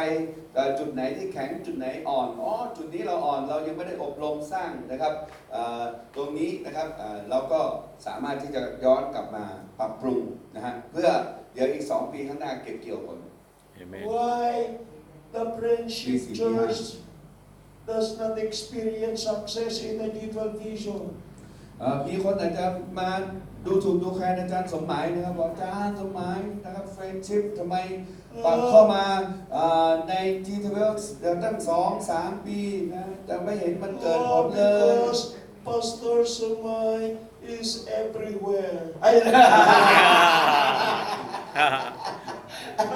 He is like God. He is everywhere. ตอนนี้อาจารย์สมหมายเนี่ยนะครับในประเทศไทยเดี๋ยวแกก็โผล่จังหวัดนู้นจังหวัดนี้นะเดี๋ยวก็ต่างประเทศทีประเทศนู้นทีแกเหมือนพระเจ้าเลยครับ ก็เลยทำให้โบสถ์มันไม่ไปสักที I hope that is the answer of the question. Now, this is now a review. อันนี้ ถูกใจ Don't take it personal. บางคนมีของประทานพิเศษ Because มีของประทานพิเศษนะ we have a saying in the Philippines that if you want to do the G12 vision successfully, you need to the chicken, the mother chicken, when what we call that. Yeah, I understand. Yeah, what do you call that? So you can translate it Okay. already. If the egg before it became a little chicken, yeah. So you need to stay more time because if the mother chicken will go down and up and down and up, that will not become a little chicken. Yeah, yeah. อาจารย์บอกงี้แม่ไก่เวลามันไข่แล้วมันต้องฟักไข่นะฟักไข่นะครับทีนี้พอแกฟักไปสักพักนะอารมณ์ดีๆกูนั่งไปก่อนนะครับเดี๋ยวนะครับแล้วก็กลับมาฟักใหม่นะฮะแล้วไปฟักใหม่นะครับขอโทษนะครับถ้าไม่ครบวันครบเดือนนะครับลูกไก่ไม่ออกแล้วนะฮะเดี๋ยวเป็นไข่ด้านหมดนะครับเป็นไข่ดันหมดไม่ใช่ไข่ด้านนะครับก็เวลาช่วง 3 ปีแรกนี้ขอให้อดทนหน่อยเวลาเราจะฟักไข่ออกมาเนี่ยนะครับต้องใช้เวลา But don't worry. After 3 years, เพราะอย่ากังวลเพราะหลังจาก 3 ปีแล้ว Pastor Somay will sit down ตอนนี้อาจารย์สมหมายไม่ต้องมานั่งฟักไข่ and he will start to evaluate. นะตอนนี้ไม่ต้องนั่งฟักไข่นั่งมองนะนั่งมองแล้วนะเพราะลูกไก่มันออกเดินยั่วเยี่ยมหมด And แล้ว because Pastor Somay has all the knowledge about the system, เข้าใจระบบทั้งหมดนะตั้งแต่ต้นจนจบแล้ว now he started to, why this only แต่ happens? ทีนี้พอเราดูแล้วตรงไหนมันทำไมมันไม่เป็นไปอย่างที่ควรจะเป็น And then he started to adjust. เขาเรียกว่าเราก็จะปรับได้ละตัวนั้นปรับปรุงแก้ไข So don't be afraid to fail. พี่น้องครับอย่ากลัวที่จะล้มเหลว As long as you learn something when you fail. เพราะขณะที่คุณล้มเหลวคุณจะได้เรียนรู้อะไรบางอย่าง And as you see it, the reason why you failed, then willing to be adjusted. แต่พอคุณล้มเหลวแล้วอย่านอนล่านะฮะลุกขึ้นมาดูว่าเหตุผลที่มันต้องแก้ไขจุดไหนที่มันจะต้องปรับเปลี่ยน Then ให้ for คุณ the มานั่ง next แก้ไข 2 to 3 years, you will be having a good result. แล้วก็นะครับแน่นอนว่าใน 2-3 ปีนี้เราจะได้เรียนรู้อะไรหลาย ๆ อย่างร่วมกัน เพื่อการเก็บเกี่ยวที่จะมาถึงข้างหน้า So This is how we do the G12. It's slowly but surely. การทำนิมิต G12 ไปช้าๆได้พระเล่มงามนะฮะไปช้าๆเดี๋ยวผลที่มันจะเกิดขึ้นข้างหน้ามันคุ้ม We have so many pastors and churches in the Philippines, เรามีศิษยาบาลหลายคนในประเทศฟิลิปปินส์ and they attended the national conferences. เข้าไปนะครับนิมิตประชุมนะฮะนิมิต G12 ระดับชาติแล้ว They are very inspired to do the vision. โอ้โหตอนนี้ร้อนจีเลยนะครับรับการแรงบันดาลใจ Then after 6 months, หลังจาก6 เดือน they are testifying that the 60 members become 600 in 6 months. มีบางคนเลยนะครับจาก 60 คนนะครับใน 6 เดือน 600 คน Without understanding the details of the vision, but because they are inspired and the church is inspired, then they win souls and they win souls, they win souls. ก็ยังไม่มีรายละเอียดอะไรทั้งนั้นนะครับ แต่ว่าเนื่องจากว่าโอ้โหได้รับแรงบันดาลใจนะครับออกไปประกาศนำวิญญาณออกไปประกาศนำวิญญาณ 60 members become 600 in 6 months. 60 คนนะครับกลายเป็น 600 คนใน 6 เดือน But after 3 years, และแต่หลังจากนั้น 3 ปี we cannot see them anymore. ไม่เห็นอาจารย์ท่านนี้อยู่ในโลดเล่นอยู่ในอาณาจักรพระเจ้าต่อไปแกหายไปไหนก็ไม่รู้ So vision will inspire you, will bring you to the top. You will experience แรงบันดาลใจสามารถฉุดคุณนะครับเตะโด่งฮะคุณขึ้นไปจนถึงจุดสุดยอดได้ But what maintains you in the top และพอคุณไปอยู่ด้านบนสุดแล้วคุณจะทำยังไงให้คุณมั่นคงอยู่ต่อหรือไปต่อได้ is your knowledge about the details of the มัน vision. ขึ้นอยู่ตรงไหนรู้ไหมครับขึ้นอยู่รายละเอียดที่เราได้เรียนรู้ก็รากฐานนั่นแหละนะฮะ Your charisma and your anointing will bring you to the top. นะโดยการที่เรามีพลังนะฮะแล้วก็เรามี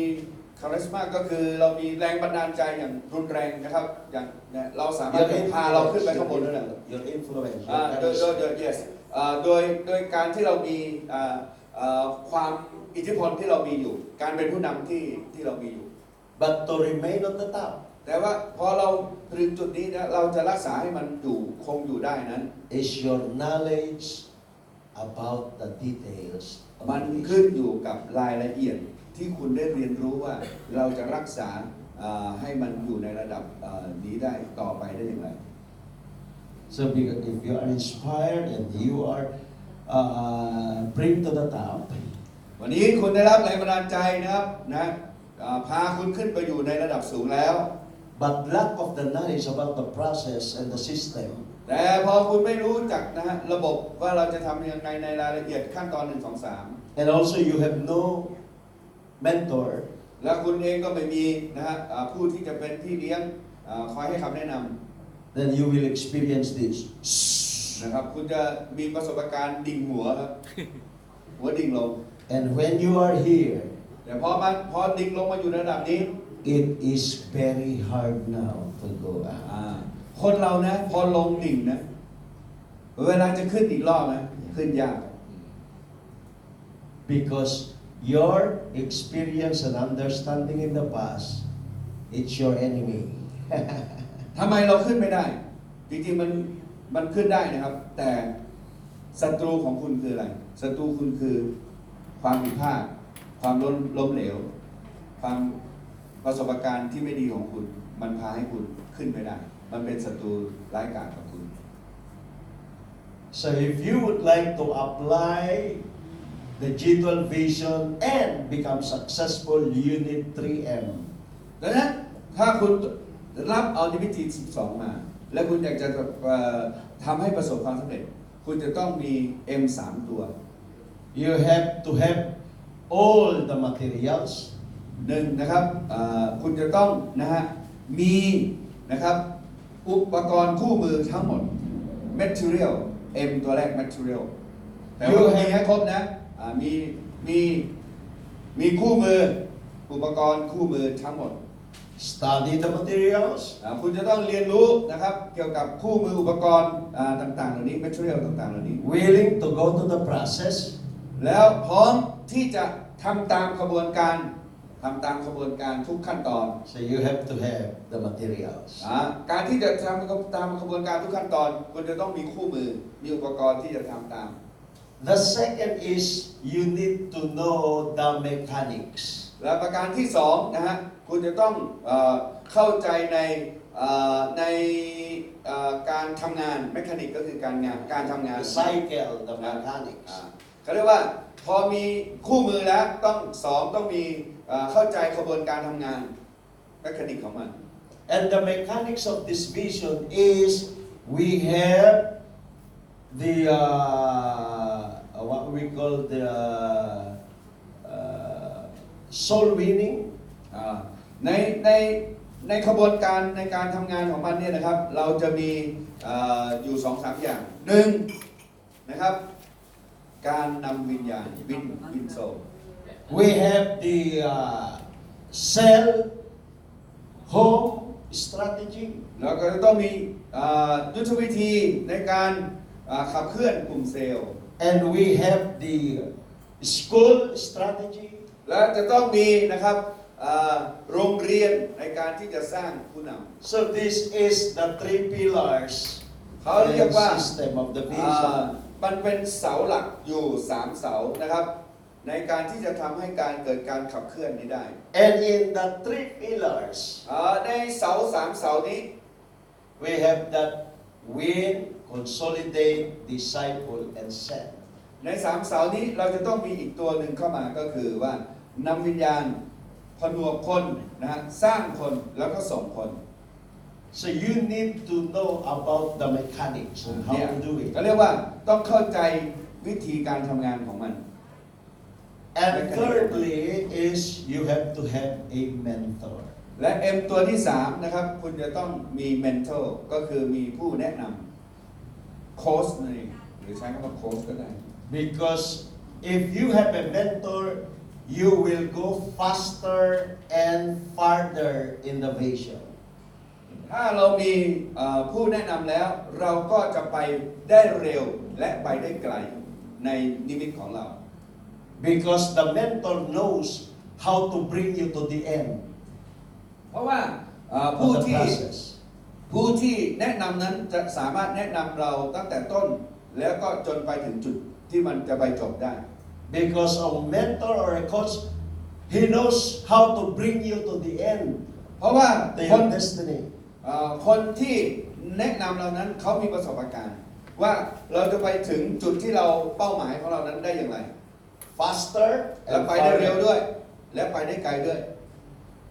Because if you are a driver and you get into your car and then you started your car and go to a place whom you do not know, สมมุตินะครับมันอันตรายมาก คุณนั่งรถละนะครับสตาร์ทเครื่องรถเรียบร้อยรถพร้อมนะครับแต่กูจะไปไหนวะเนี่ยนะฮะนี่อันตรายครับเราไม่รู้ที่ไปนะครับไม่รู้จุดมุ่งหมายไม่รู้ที่หมาย and because you do not know the right way to reach your destination, หรือว่าเรามีจุดหมายปลายทางแล้วแต่เราไม่ขับไปไม่ชินทางไม่รู้ทาง เราก็จะไปในทางที่มันไม่ดี every time there is a crossroad, เพราะว่าไปบางทีมันมี4 แยกมีแยกนู้นแยกนี้ you always go slowly and then think, what way can I take? เดี๋ยวนะมาถึง4 แยกมันเลี้ยวซ้ายหรือเลี้ยวขวาหรือตรงไปวะเนี่ยกูจะไปยังไงเนี่ยนะครับเพราะว่าเราไม่บางลูกมันต้องพลาด You cannot tell the one who is in charge in that basketball court, can you lower that cord? แล้วก็พอชุดเท่าไรก็ไม่เข้านะครับเราก็ไปขอกรรมการบอกท่านกรรมการครับช่วยกรุณาลดห่วงให้มันต่ำลงหน่อยผมจะกระโดดชุดได้ง่ายๆคุณทำอย่างนั้นได้ไหม You need to shoot again and adjust it. นะครับคุณจะเป็นที่เราต้องปรับมุมปรับทิศปรับแรงนะครับรอให้มันสามารถชุดให้มันเข้าเพราะมันมีมาตรฐานของมันอยู่นั้นเป้าหมายมันอยู่ตรงนั้น Until you make it 2 points or even 3 จนกระ points. ทั่งนะครับคุณฝึกจนกระทั่งมันแม่นนะครับชุดไปก็เข้า 3 ลูก3 คะแนน 2 คะแนนก็ว่าไป So you don't need to lower the standard, the height of the goal. แต่ไม่ใช่ไปอยู่ดีๆขอลดแป้นลงนะครับโอ้ยแป้นมันสูงไปนะครับหรือมันเตี้ยไปอะไรก็ว่าไปนะฮะเราไม่สามารถจะไปลดเป้าหมายนะได้ That's the importance of goal. And what is that goal in the G12 vision? To make every believer a leader. เอาละนั่นคือเป้าหมายแม้แต่กีฬาก็มีเป้าหมายเราก็ไปลดมันไม่ได้มันมีมาตรฐานของมันอยู่ทีนี้มาถึง G12 เป้าหมาย G12 คืออะไรเป้าหมาย G12 คือสมาชิกทุกคนต้องถูกสร้างเป็นสาวก If you don't make it in your first year, ถ้าคุณสร้างสมาชิกให้เป็นสาวกในปีแรกไม่ได้ then run again in the second year, adjust it. ไม่เป็นไรปีที่2นะครับปรับใหม่ Then you don't get again in the second year. พอมาถึงปีที่2ก็ยังไม่ได้สร้างทุกคนให้เป็นสาวกได้ปีที่3ปรับใหม่ Don't stop. อย่าหยุด Just try and try เราก็ต้อง until นะฮะ you make ฝึ it. กนะครับจนกระทั่งนะครับชำนาญนะปรับระยะทิศทางนะครับความแม่นยำให้มันได้ เดี๋ยวมันก็จะลง That is the goal of the G12 vision, to make every believer a leader. นั้นแบบเดียวกัน นิมิตของ G12 คือสร้างคริสเตียนทุกคนที่มาเชื่อในโบสถ์เราเนี่ยนะครับเป็นมองเขาเป็นอะไรฮะสาวกหมดเลย Maybe you are thinking right now ตอนนี้คุณก็เริ่มคิดแล้ว that you are saying, oh no, all my members cannot be a leader. คุณก็จะคิดอาจารย์รู้อะไรสมาชิกผมมันมีใครอยากจะเป็นอะไรฮะ No สาวกหรอกเขาเป็นสมาชิกกันทุกคน No, you are wrong. อาจารย์เข้าใจผิดแล้วไม่มีใครเป็นสาวกตายหรอกสมาชิกผมมีคุณภาพคือ All ส of มาชิก us, God's created people. พี่น้องครับกลับมาดูตรงนี้ครับพระเจ้าเป็นใครพระองค์เป็นผู้สร้างมนุษย์ทุกคนถูกต้องไหม Has the blessing or empowerment to become a leader. พี่น้องที่รักพระเจ้าได้อวยพรให้มนุษย์ทุกคนเนี่ยนะครับมีศักยภาพ And ใน physically, การเป็นผู้นำได้ physically or biologically or medically speaking, you are a leader. เชื่อไหมครับโดยทั้งฝ่ายร่างกายสติปัญญาและภาคปฏิบัติการคือการลงมือทำการกระทำทุกอย่างมนุษย์ทุกคนเนี่ยมีศักยภาพในการเป็นผู้นำได้ทุกคนเลยครับ So start to see your people that they can be a leader. พี่น้องต้องปรับเปลี่ยนมุมมองคุณต้องมองทุกคนในโบสถ์เป็นผู้นำเป็นสาวกได้ No one of them that has not the ability. นะไม่มีใครแม้แต่คนเดียวไม่มีศักยภาพในการที่จะเป็นที่ว่าเป็นผู้นำไม่ได้ไม่มีเลยไม่มี Listen carefully. ฟังผมดี When your mom and your dad making loving each other, ๆเมื่อคุณพ่อคุณแม่นะครับพบหน้ากันมีความรักปิ๊งปังแล้วก็ฟิชเจอริงนะครับ and your father is releasing egg cells, is that egg cells or cells? เมื่อคุณพ่อนะครับปล่อยนะครับตัวอสุจิไป Proof of their loving each other. อันนี้เป็นผลของความรักนะครับฟิชเจอริงระหว่างคุณพ่อคุณแม่เรา And according to my staff, Pastor Angie is because he's a medical medtech technician or technical medtech, so he knows about the terminology, and then he releases a millions of egg cells. ผมมีผู้ช่วยผมเนี่ยนะครับดร. NG ท่านเป็นเขาเรียกว่าจบทางเทคนิคการแพทย์นะครับเขาบอกว่าการตัวสเปิร์มของเราเนี่ยนะครับในหยดหนึ่งเนี่ยนะครับมีตัวอสุจิเนี่ยเป็นล้านตัว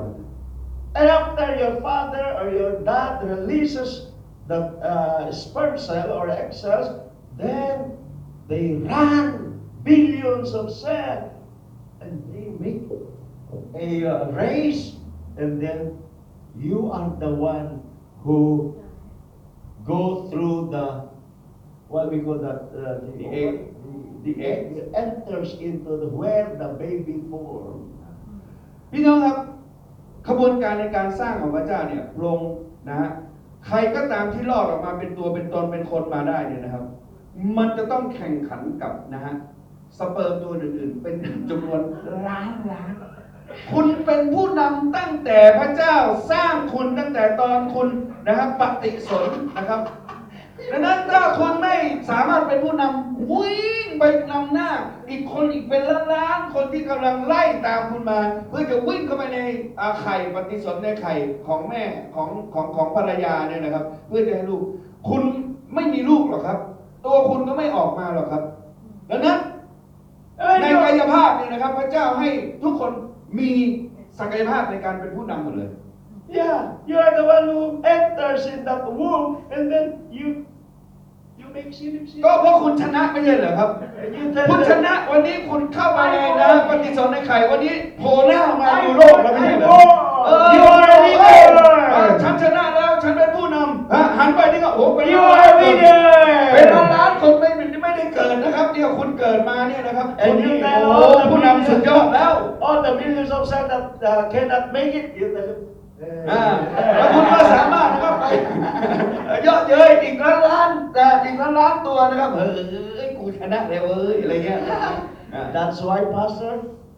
change your mindset. อาจารย์ Every member of your church. อาจารย์ต้องเปลี่ยนทัศนคความคิดของอาจารย์ อาจารย์นั่นแหละไม่เปลี่ยนเอง เพราะว่าสมาชิกทุกคนนะมีศักยภาพเป็นผู้นำแต่อาจารย์ไม่คิดว่าเขาเป็นสมาชิกไง Because even in your mother's womb, you มัน become เริ่มต้นตั้งแต่อะไรครับตั้งที่เราปฏิสนธิขบวนการปฏิสนธิในครรภ์ของมารดา Don't look at their outward appearance. เราอย่าไปมองรูปลักษณ์ภายนอก Look at them of who they are. เราต้องมองลึกเข้าไปว่าเขาเป็นใคร They are created in the image of God. เขาเป็นใครเหรอคำตอบคือเขาเป็นฝีพระหัตถ์ของพระเจ้าผู้ทรงสร้างเขา Fearfully and wonderfully made. เขาเป็นคนที่พระเจ้าสร้างอย่างน่ามหัศจรรย์น่าทึ่งมาก No single person in your church are useless. ไม่มีแม้แต่สมาชิกคนเดียวในโบสถ์ที่คุณจะใช้การเขาไม่ได้ เพราะเขาเป็นคนเดียวหนึ่งคนมีเอกลักษณ์คนเดียวในโลกไม่มีใครเหมือนเขา They are precious in the eyes of God. พี่น้องครับเขาเป็นที่รักยิ่งในสายพระเนตรของพระเจ้าทุกๆคน So don't look at them at their personal outward appearance. พี่น้องครับอย่ามองเขาแค่เป็นคนธรรมดาและมองแค่รูปลักษณ์ภายนอก Look at them of who they are. มองไปครับว่าเขาเป็นใครเขาเป็นฝีพระหัตถ์อันมหัศจรรย์ของพระเจ้า And therefore, Pastor, พี่น้องที่รัก the G12 vision is not only for the leaders, for the 12. คำตอบของผมก็คือว่า This is all. นิมิต G12 ไม่ใช่เป็นของผู้นำเป็นของสมาชิกของคุณที่มองเป็นผู้นำทุกๆคน But this is only started with God's Father selecting your 12 leaders. พี่น้องที่รักจุดเริ่มต้นก็คือคุณจะต้องเริ่มต้นที่ 12 So that you เอา can, 12 คุณให้ได้ก่อน so that you can easily disciple them. และ 12 คนเนี่ยพร้อมที่จะฟังคุณดำเนินเชื่อคุณแล้วก็ร่วมนิมิตกับคุณมันง่ายที่จะสร้างคนนี้ Yes, maybe some pastor can able or has the ability to disciple 20 persons. ผมก็ยังไม่ลืมนะเมื่อกี้ที่บอกไปแล้วมีศิษยาบาลบางคนอาจจะมีศักยภาพสร้าง 20 คน But when I received that idea about G12, ตอนที่ผมได้รับนะครับความคิดเกี่ยวกับ G12 เข้ามาเนี่ย so I decided to do it in God's pattern or ผมก็ตัดสินใจว่าผมทำตามรูปแบบที่พระเจ้าวางไว้ดีกว่า and that is where I can experience church growth in my church. แล้วก็นับตั้งแต่ที่ผมยอมรับนิมิตนี้ 10 ปีที่ผ่านมา ผมจึงมีประสบการณ์เห็นคริสตจักรเจริญเติบโตนะฮะเป็นพันๆคนนะ And thank you for your hard question, Pastor. ขอบคุณสำหรับคำถามที่ตอบยากมากเลยนะครับอาจารย์ It took me almost 1 hour to answer that 2 questions. 2 คำถามนี้ผมกินเวลาพี่น้องไป 5 ชั่วโมงแล้วไม่ใช่ Thank you. ขอบคุณมากครับ So last question. คำถามสุดท้ายครับ Oh, they are now sleeping. ง่วงหรือว่าไม่มีคำถามเลือกเอาครับ อาจารย์สมรถามเชิญครับ No, you are overqualified to ask question. คุณ I did. Yeah. คุณไม่ได้มีสิทธิ์ในการถามคำถามนะครับถามมาครับถามมา ที่ที่ประเทศไทยส่วนใหญ่ก็ถูกให้ทำไลฟ์คลาสใช่ไหมครับไลฟ์คลาสNow in Thailand, they are most of the G12 network. They start live class. Yeah, life class. ครับ So, what is the question then? You want แล้วอาจารย์กำลังจะถามอะไรครับ คำถามคือว่าของพวกเราเนี่ยก็คือว่าเราจะทำให้จบ SL3 เรายังไม่ทำเรายังจะไม่ทำไลฟ์คลาส So my question is, our network, we going to finish the SOL3, then we go to live class. What do you think about this area? Yeah, if you clearly understand the old process, เอาละถ้าพี่น้องเข้าใจระบบเดิมที่เราระบบนะ and เดิมของ and G12 you have already a trained personnel or staff in doing the live class. แล้ว Why not? Why แล้ว not? ถ้าเข้าใจอันเดิมแล้ว อาจารย์ก็ไปเริ่มส่วนตัวในของ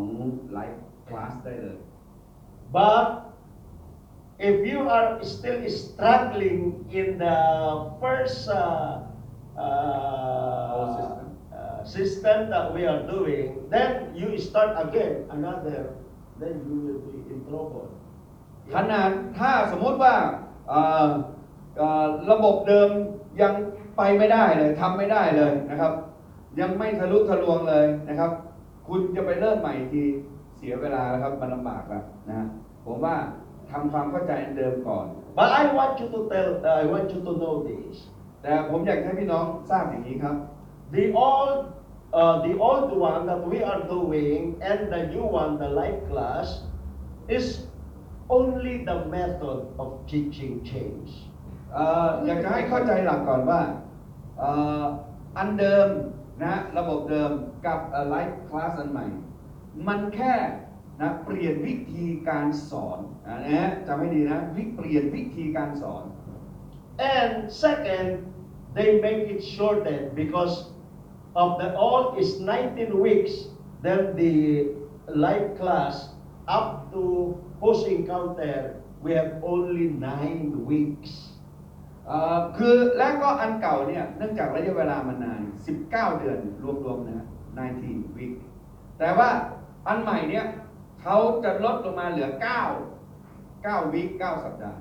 So listen carefully. งั้นพี่น้องฟังผมดี So if you are a more than 10 years in doing, or I will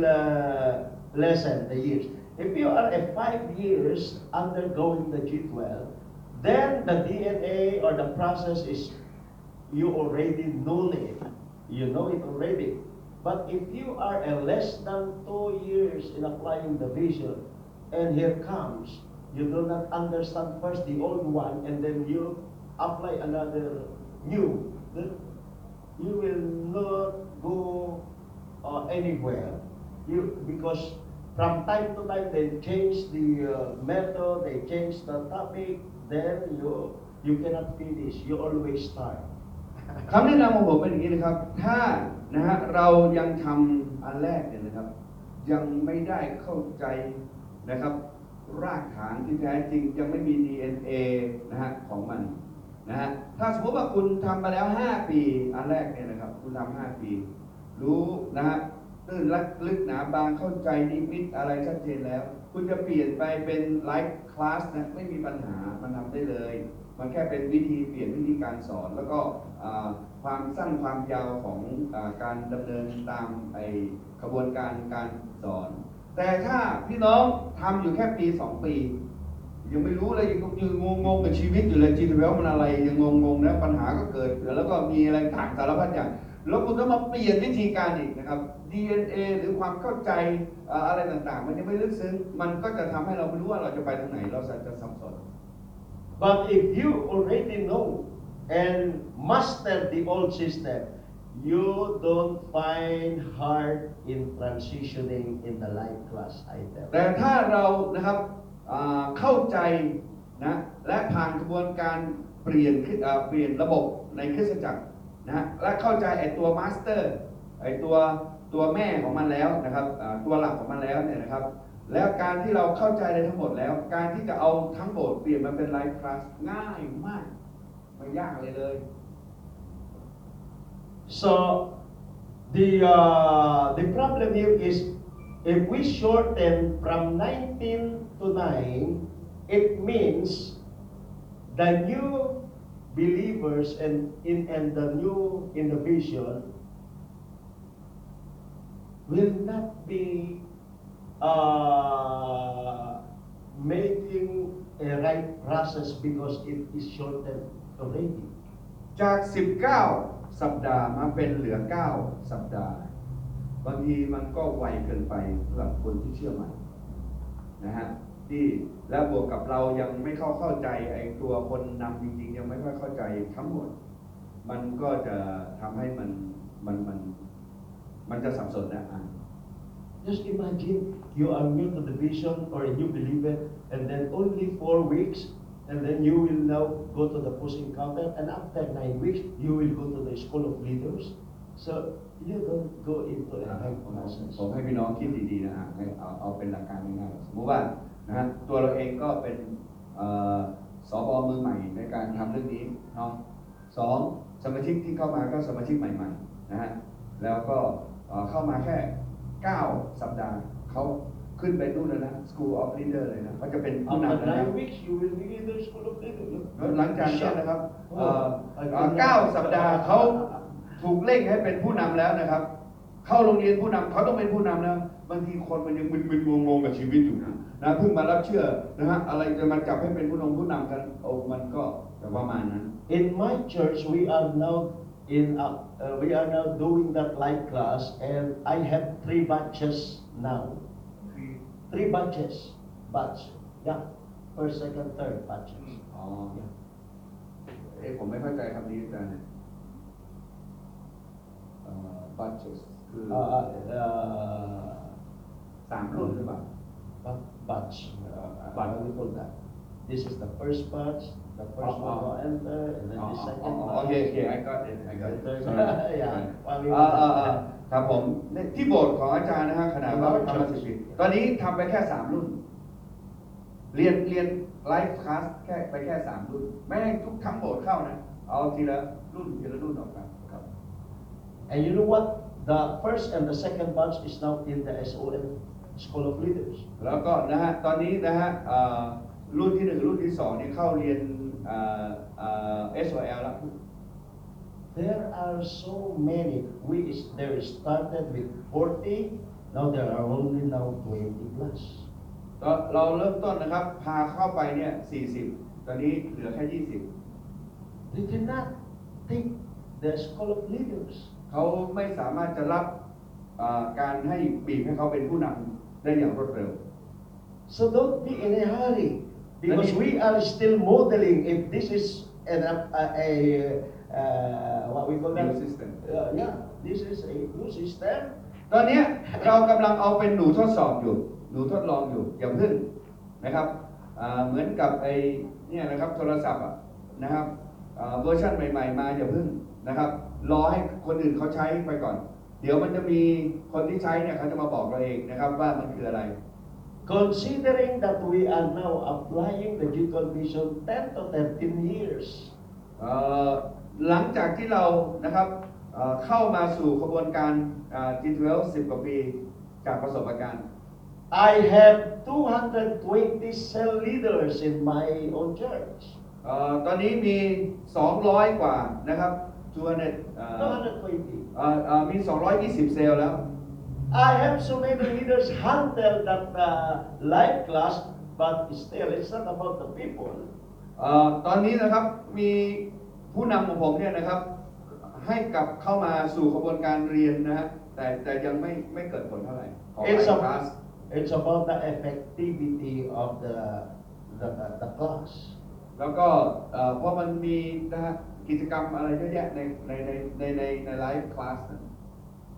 So that's why we can compare what is better, what is more effective in our ตอน church, นี้เรา the เอามา old ทดลองใช้ or the new. เรามาทดลองใช้เราสามารถเปรียบเทียบได้ว่าอันเก่ากับอันใหม่มันมีผลยังไงเปรียบเทียบกันอยู่ดังนั้นคำถามของอาจารย์ผมก็อยู่ประมาณนี้ ถ้าผมถาม So after a year, then we will sit down and evaluate first. เดี๋ยวตอนนี้มันยังไม่ถึงปีนะ เดี๋ยวกล่าวว่าถ้า1 ปีเดี๋ยวจะมาสรุปก่อน evaluate หมายความว่ามานั่งดูว่าข้อดีข้อเสียมันคืออะไร I tell you, maybe this 5 years and up who applying the G12 and they produces leader, maybe they can do it. But I tell you, those who are below, those who are in 2 years time, no, they will fail. ถ้าผมแนะนำคนที่จะลองไปใช้นะครับต้องอยู่ในนิมิตนี้นะครับปรับเปลี่ยนที่กลับมาแล้ว5 ปีอัพขึ้นไปลองไปใช้ดูแต่ถ้าต่ำกว่า5 ปีอย่าเพิ่งเลย But next year, if God allows, we will teach you how to do it, and if you are ready to do it, then you can. So next year we will teach you how to do the live class. ปีหน้าถ้าเป็นน้ำพระพระเจ้าถ้าพระเจ้าให้เราไปจัดการอะไรมา1 ปีแล้วไปไปประเมินผลอะไรมาเรียบร้อยแล้ว เราเห็นว่ามันดีเราก็จะมาสอนพี่น้องไม่ต้องห่วงนะครับแล้วก็ถ้าพี่น้องพร้อมทำก็ปีหน้าก็ถ้าเรามาสอนก็ทำแต่ถ้ามันดูแล้วมันเป็นอะไรยังไงเดี๋ยวเราจะบอก And maybe next January we will have now the evaluation of the first 4 months that we have experienced, so that we can guide you more clearly, and they will guide you on how to do it. แล้วปีหน้านี่ครับผ่านไป 4-5 รุ่นนะฮะก็จะรู้แล้วหลังจากที่เราประเมินผล So just focus on what you are doing now. ตอนนี้ทำตัวนี้ยังไม่ไปถึงไหนเลยขอความกรุณานะครับจดจ่ออยู่ตรงนี้ก่อนนะเดี๋ยวมันจะเยอะไปนะฮะ So thank you, Pastor, for ครับ your เป็นคำถามของอาจารย์สมหมายครับ I just instead of pastor สมหมายรู้เรื่องไหมเตรียมกันมาก่อนหรือเปล่า But again, if you are ready, your group is ready, no one can stop you. แต่ถ้ากลุ่มเราพร้อมนะครับโอ้ยเราเอ็กซ์เปิดอยู่แล้วทำอะไรก็เชี่ยวชาญรวดเร็วนะครับไม่มีปัญหานะครับเราทำ But if you ask me, because I have not yet discussed it to you step by step, then if you do it, you are responsible in doing that. แต่ว่าผมก็จะบอกงี้เป็นอะไรที่ผมไม่แนะนำแล้วคุณทำแล้วมันจะออกมาดีมาร้ายเชิญรับผิดชอบเองครับนะแล้วผมเองก็จะไม่รับผิดชอบด้วยเพราะผมยังไม่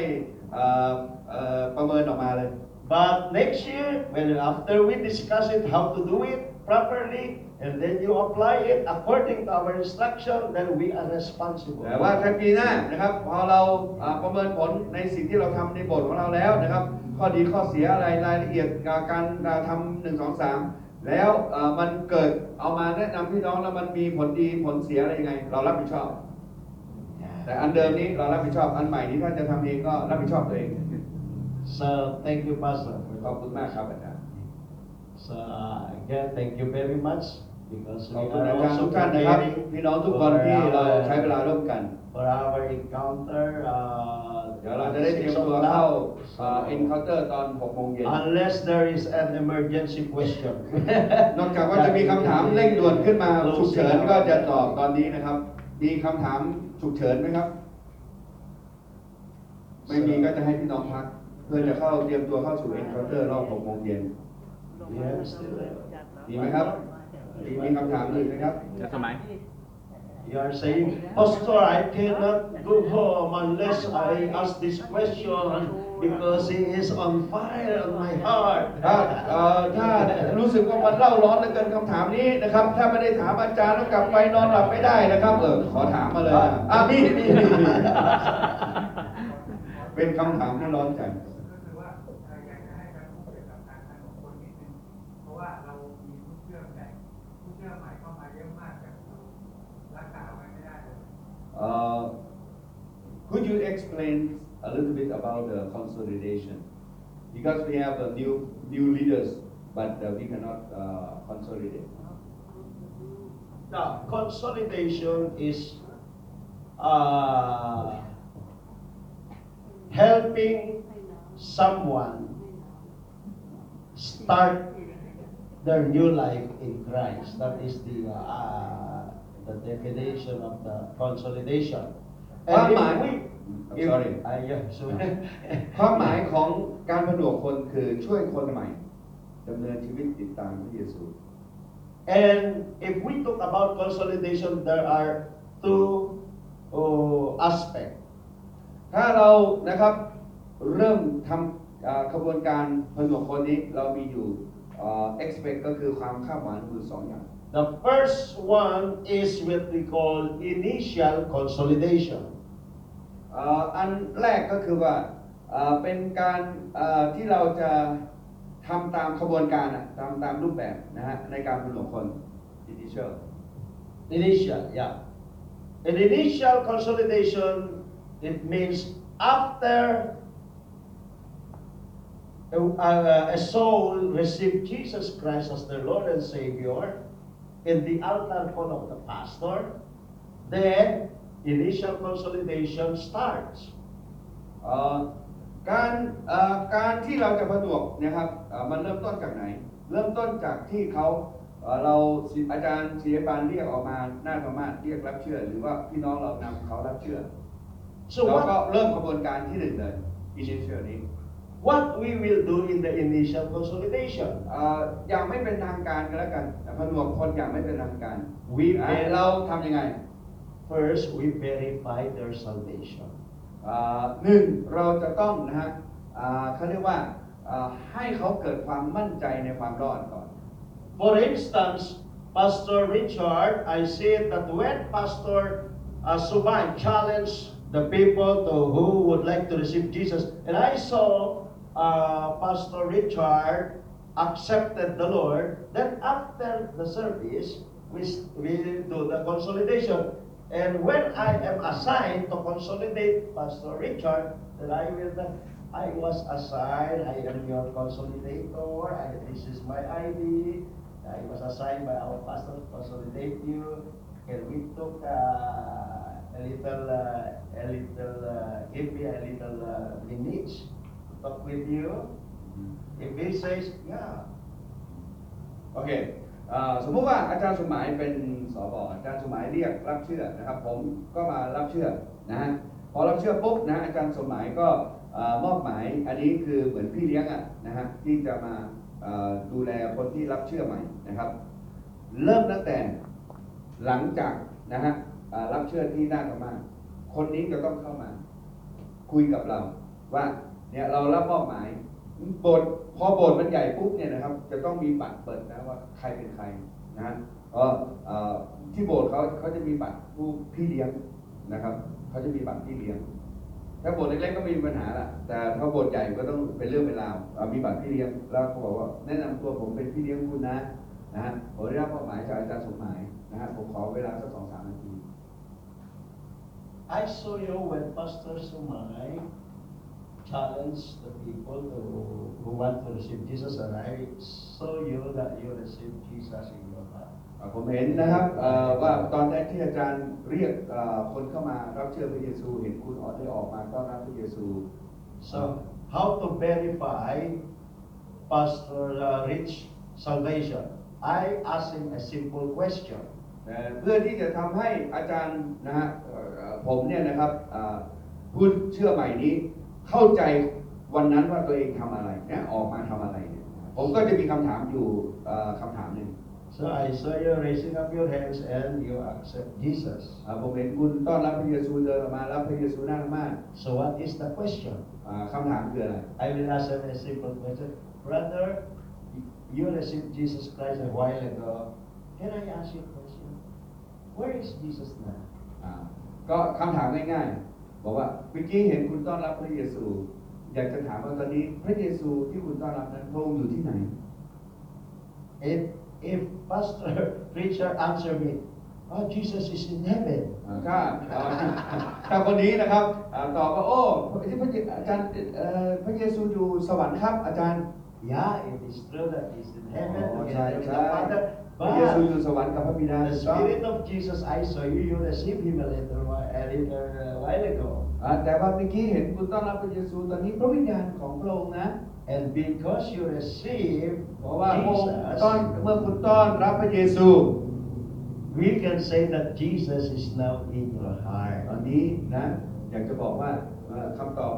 แท้จริงก็คือพระวิญญาณของพระเยซูอยู่ในใจคุณแล้ว And because you received Jesus into your heart, เมื่อคุณต้อนรับพระเยซูมาในใจคุณแล้ว the Bible says in John chapter 1 verse 12, ในยอห์นบทที่1 ข้อที่ 12 บอกไว้อย่างนี้ว่า everyone who received Jesus, แต่บุคคลที่ต้อนรับพระเยซูใครก็ตาม God the Father พระบิดา gave them the right to become พ the ระเจ้าพระบิ children ดา of ก็จะ God. ให้สิทธิแก่คนคนนั้นเป็นลูกของพระองค์ You know what? The greatest miracle, as far as God is concerned, happens to you this day. แล้วการอัศจรรย์ยิ่งใหญ่เหนือการอัศจรรย์ใดๆก็คือวันนี้คุณได้เป็นลูกได้สิทธิเป็นลูกของพระเจ้าในชีวิตของคุณแล้ววันนี้ Because Jesus is now in your heart. อันนี้พระเยซูทรงสถิตอยู่ในใจของคุณ And every time the Father in heaven looks at you, และทุกๆครั้งเมื่อพระเยซูพระบิดาในสวรรค์มองมายังชีวิตของคุณ it's no longer the old Richard, ก็จะไม่มีนะครับริชาร์ดคนเดิมอีกแล้ว but because of Jesus in your heart, แต่พอพระเยซูคริสต์เจ้าซึ่งสถิตอยู่ในใจของคุณ He consider you as His children. พระองค์ก็จะรับคุณนั้นเป็นลูกของพระองค์นับตั้งแต่วันนี้เป็นต้นไป You are now you in Christ ตอน Jesus. นี้คุณเป็นคนใหม่แล้วในองค์พระเยซู 2 Corinthians 5:17, if anyone is in Christ, he is a new creation. พระคัมภีร์บอกไว้ใน2 โครินธ์บท 5 ข้อที่ 17 บอกว่าใครก็ตามที่นะครับอยู่ในพระเยซูเขาเป็นคนถูกสร้างใหม่ Yung old thing has passed away, นะบาปกรรมความชั่วของคุณเนี่ยนะครับสิ่งเก่าๆนั้นก็พระองค์ก็ให้คุณล่วงไปหรือนะครับชำระให้คุณแล้ว all things become new. อันนี้มีแต่สิ่งใหม่ๆที่จะเกิดขึ้นในชีวิต As far as God is the Father is concerned, โดยเฉพาะในสิ่งที่พระบิดาพระองค์ห่วงใยคุณก็คือ you are now a new person in His eyes. บัดนี้คุณได้เป็นคนใหม่แล้วในพระเจ้า And I congratulate you with ผมขอนะครับ congratulations. แสดงความยินดีด้วยนะ You ครั are บ now a child of ตอนนี้เพราะคุณเป็นลูกของพระเจ้า So can I get your name? ขอชื่อได้ We ไหม have a form. ปกติที่โบสถ์เราก็จะมีนะครับฟอร์มคนรับเชื่อใหม่ We have a form. And then after that, can I pray for you? หลังจากที่เราให้เขาเป็นชื่อที่อยู่โทรศัพท์อะไรชัดเจนแล้วก็เบอร์ลงเบอร์ไลน์อะไรนะเราก็ขออธิษฐานเผื่อเขา Lord, I pray ขอ that you bless him financially ขออวยพรทางด้านการเงิน so that he don't sick anymore free. ตั้งแต่นี้ถ้ามีโรคภัยไข้เจ็บเขาหายจากโรคภัยไข้เจ็บ In Jesus' name. ในพระนามพระเยซู อาเมนประมาณนี้ What is the best time or day for you so that we can have fellowship? มีวันไหนที่ในช่วงระหว่างสัปดาห์นี้เรามีโอกาสที่ได้พบคุยกันอีกไหมมีไหม Can I visit at your home ไปเยี่ยมบ้านคุณได้ these ไหม weekdays? ในช่วงสัปดาห์นี้ Oh no. โอ้ไปไม่ได้ Can we meet at McDonald's? ไปบ้านไม่ได้ไม่สะดวกเราไปเจอกันแถวแมคโดนัลด์ได้ไหมได้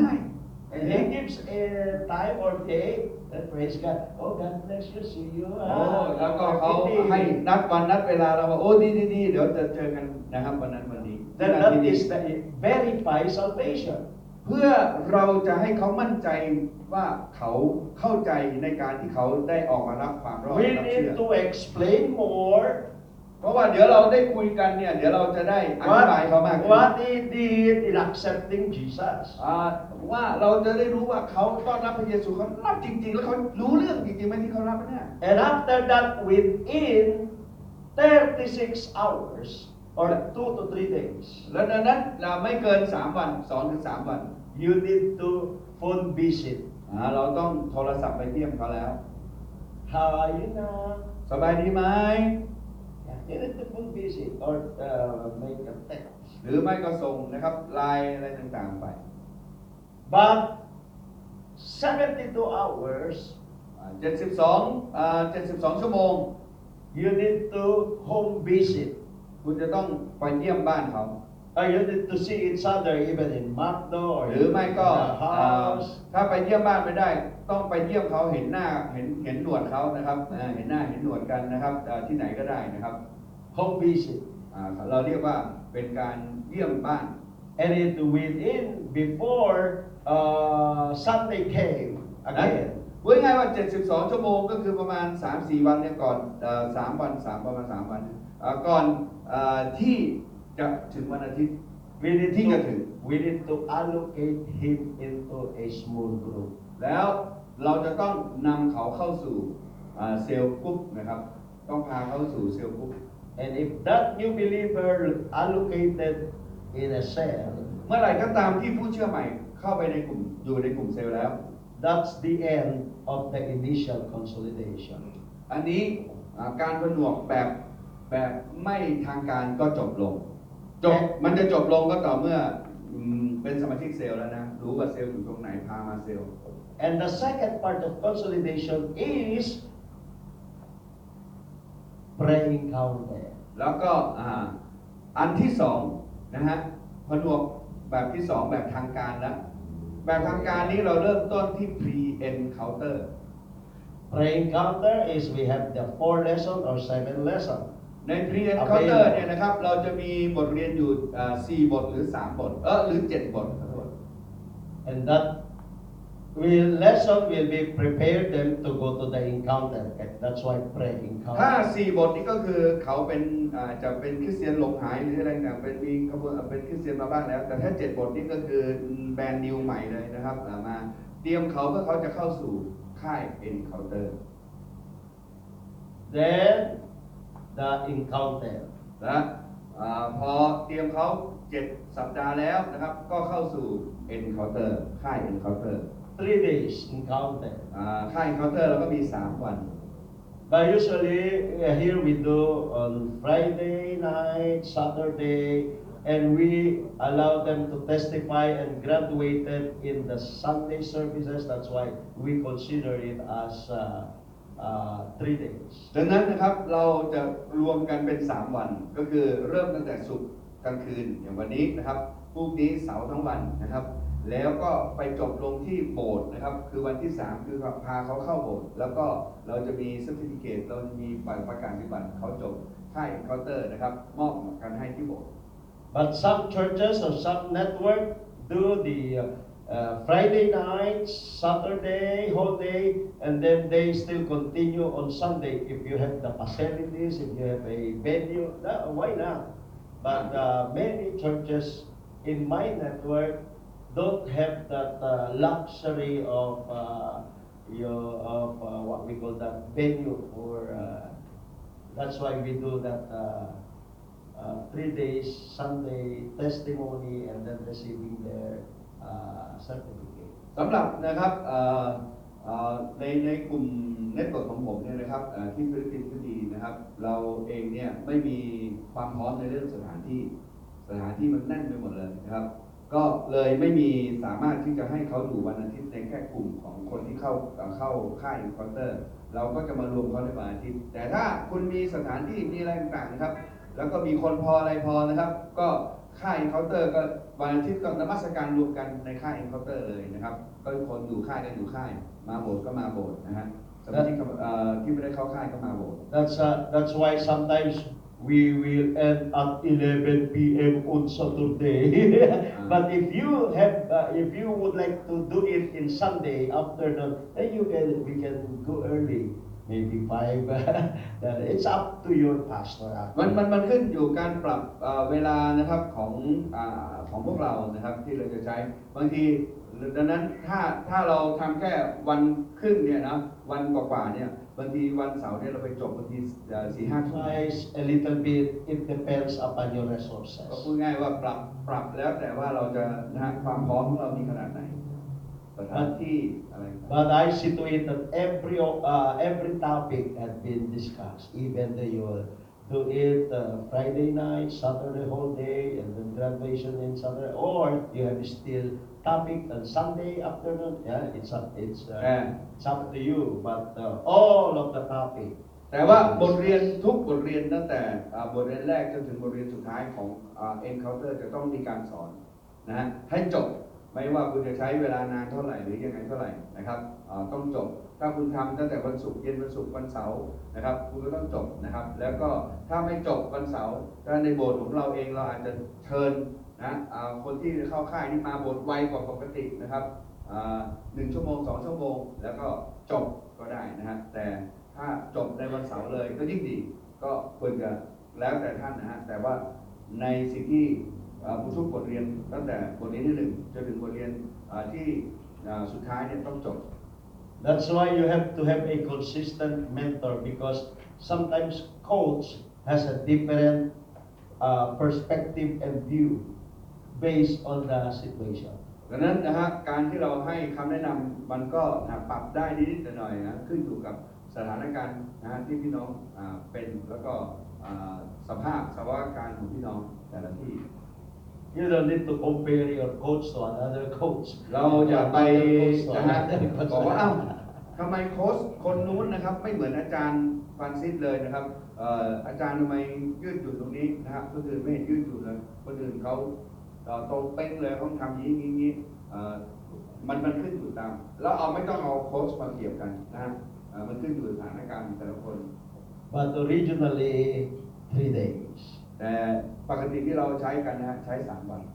But you know what? In Japan, you cannot make it in 3 days. แต่ที่ญี่ปุ่นนั้นทำยังไงก็ไม่ได้ครับ You need to adjust. We did it from 8 in the morning up to 11 in the evening because the Japanese husband, they only allow their wives to out for 1 day, not 2 days, not 3 days. ญี่ปุ่นทำไม่ได้ญี่ปุ่นที่ห้าม3 วันญี่ปุ่นนี่สามีเป็นใหญ่นะครับสามีอนุญาตให้ภรรยาไปแค่วันเดียวนะแล้วต้องไปกลับด้วยนะฮะดังนั้นที่ญี่ปุ่นเนี่ยเราใช้ตั้งแต่เช้าของวันเสาร์นะรุ่นยันถึง4 ทุ่ม 5 ทุ่มนะฮะภรรยาต้องกลับบ้านเพราะว่า2 วันไม่ได้สามีเป็นเรื่องเลย So don't compare your coach to another coach. There are times that they need to decide. ดังนั้นเราไม่สามารถจะเปลี่ยนเราไม่สามารถจะมาเปรียบเทียบระหว่างโค้ชนะฮะคนนี้กับคนนั้นได้และสถานที่หรือประเทศหรือวัฒนธรรมก็แตกต่างกัน So that is the and then encounter and then the post encounter. หลังจากที่จบencounter ค่าย encounter แล้วก็มี post encounter. If they finish the post encounter, 10 lesson in the old system, and you finish that post encounter, you finish the consolidation. พอคุณจบ post encounter นะครับนั้นกระบวนการผนวกคนนะฮะก็จบละอันนี้ที่พูดมาเมื่อกี้เราอธิบายจบ But in the life class after encounter only 4 lessons. But in the ใน life class นะครับหลังจากค่าย encounter มีแค่4 บทเรียน post encounter เขามีแค่4 บทเรียนของเรามี10 So that is consolidation. จบแล้วนะการผนวกคน Yeah. Sobra na. โอเคไหมตอบคำถามไหม It's okay. Thank you very much. ขอบคุณมากครับ Thank you very much. Can I pray a short ผ prayer? มอธิษฐานสั้นๆ Come on, stand up in your feet พี่น้องยืนขึ้นครับ and let us pray. เราอธิษฐานด้วยกัน Thank you, Holy Spirit, ขอบคุณพระวิญญาณบริสุทธิ์ for being with us from the very beginning when we started this mentoring. ขอบคุณพระองค์ที่สถิตอยู่กับเราตั้งแต่เริ่มต้นตั้งแต่วินาทีแรก We feel your presence in this place. เราสัมผัสการทรงสถิตของพระองค์อยู่ทุกท่าน And thank you for the things that you have revealed to us with regards to the vision. ขอบคุณพระองค์ที่พระองค์ทรงสร้างเราโดยบนพื้นฐานของนิมิตนี้ And I pray that the things that they have learned in this mentoring ลูกขออธิษฐานกับเขาว่าให้เขาได้เรียนรู้ผ่านทางการแนะนำนี้ will become a seed that is planted in their hearts. ขอพระองค์ทรงโปรดให้มีที่นั่งในหัวใจของเขาแต่ละคน A seed that will produce much fruit in their lives, in their family, and in their ministry. และให้เมล็ดนี้นะปลูกเข้าไปในชีวิตของเขาในชีวิตของเขาในครอบครัวของเขาและในภารกิจของเขา Seal, Lord, that seed with your precious blood. โอ้พระองค์จะขอพระองค์ทรงโปรดประทับตราความรู้ทั้งหมดที่เขาได้เรียนวันนี้โดยพระโลหิตของพระเยซู So that the devil cannot snatch that seed. เพื่อเขาทั้งหลายจะได้ก้าวเข้าสู่ความสำเร็จ Instead, that seed will grow และเพื่อให้เมล็ดที่เขาปลูกไปนั้นจะเจริญ and bear fruit และเกิดผล 30-fold, และให้เกิดผลมาก 60-fold,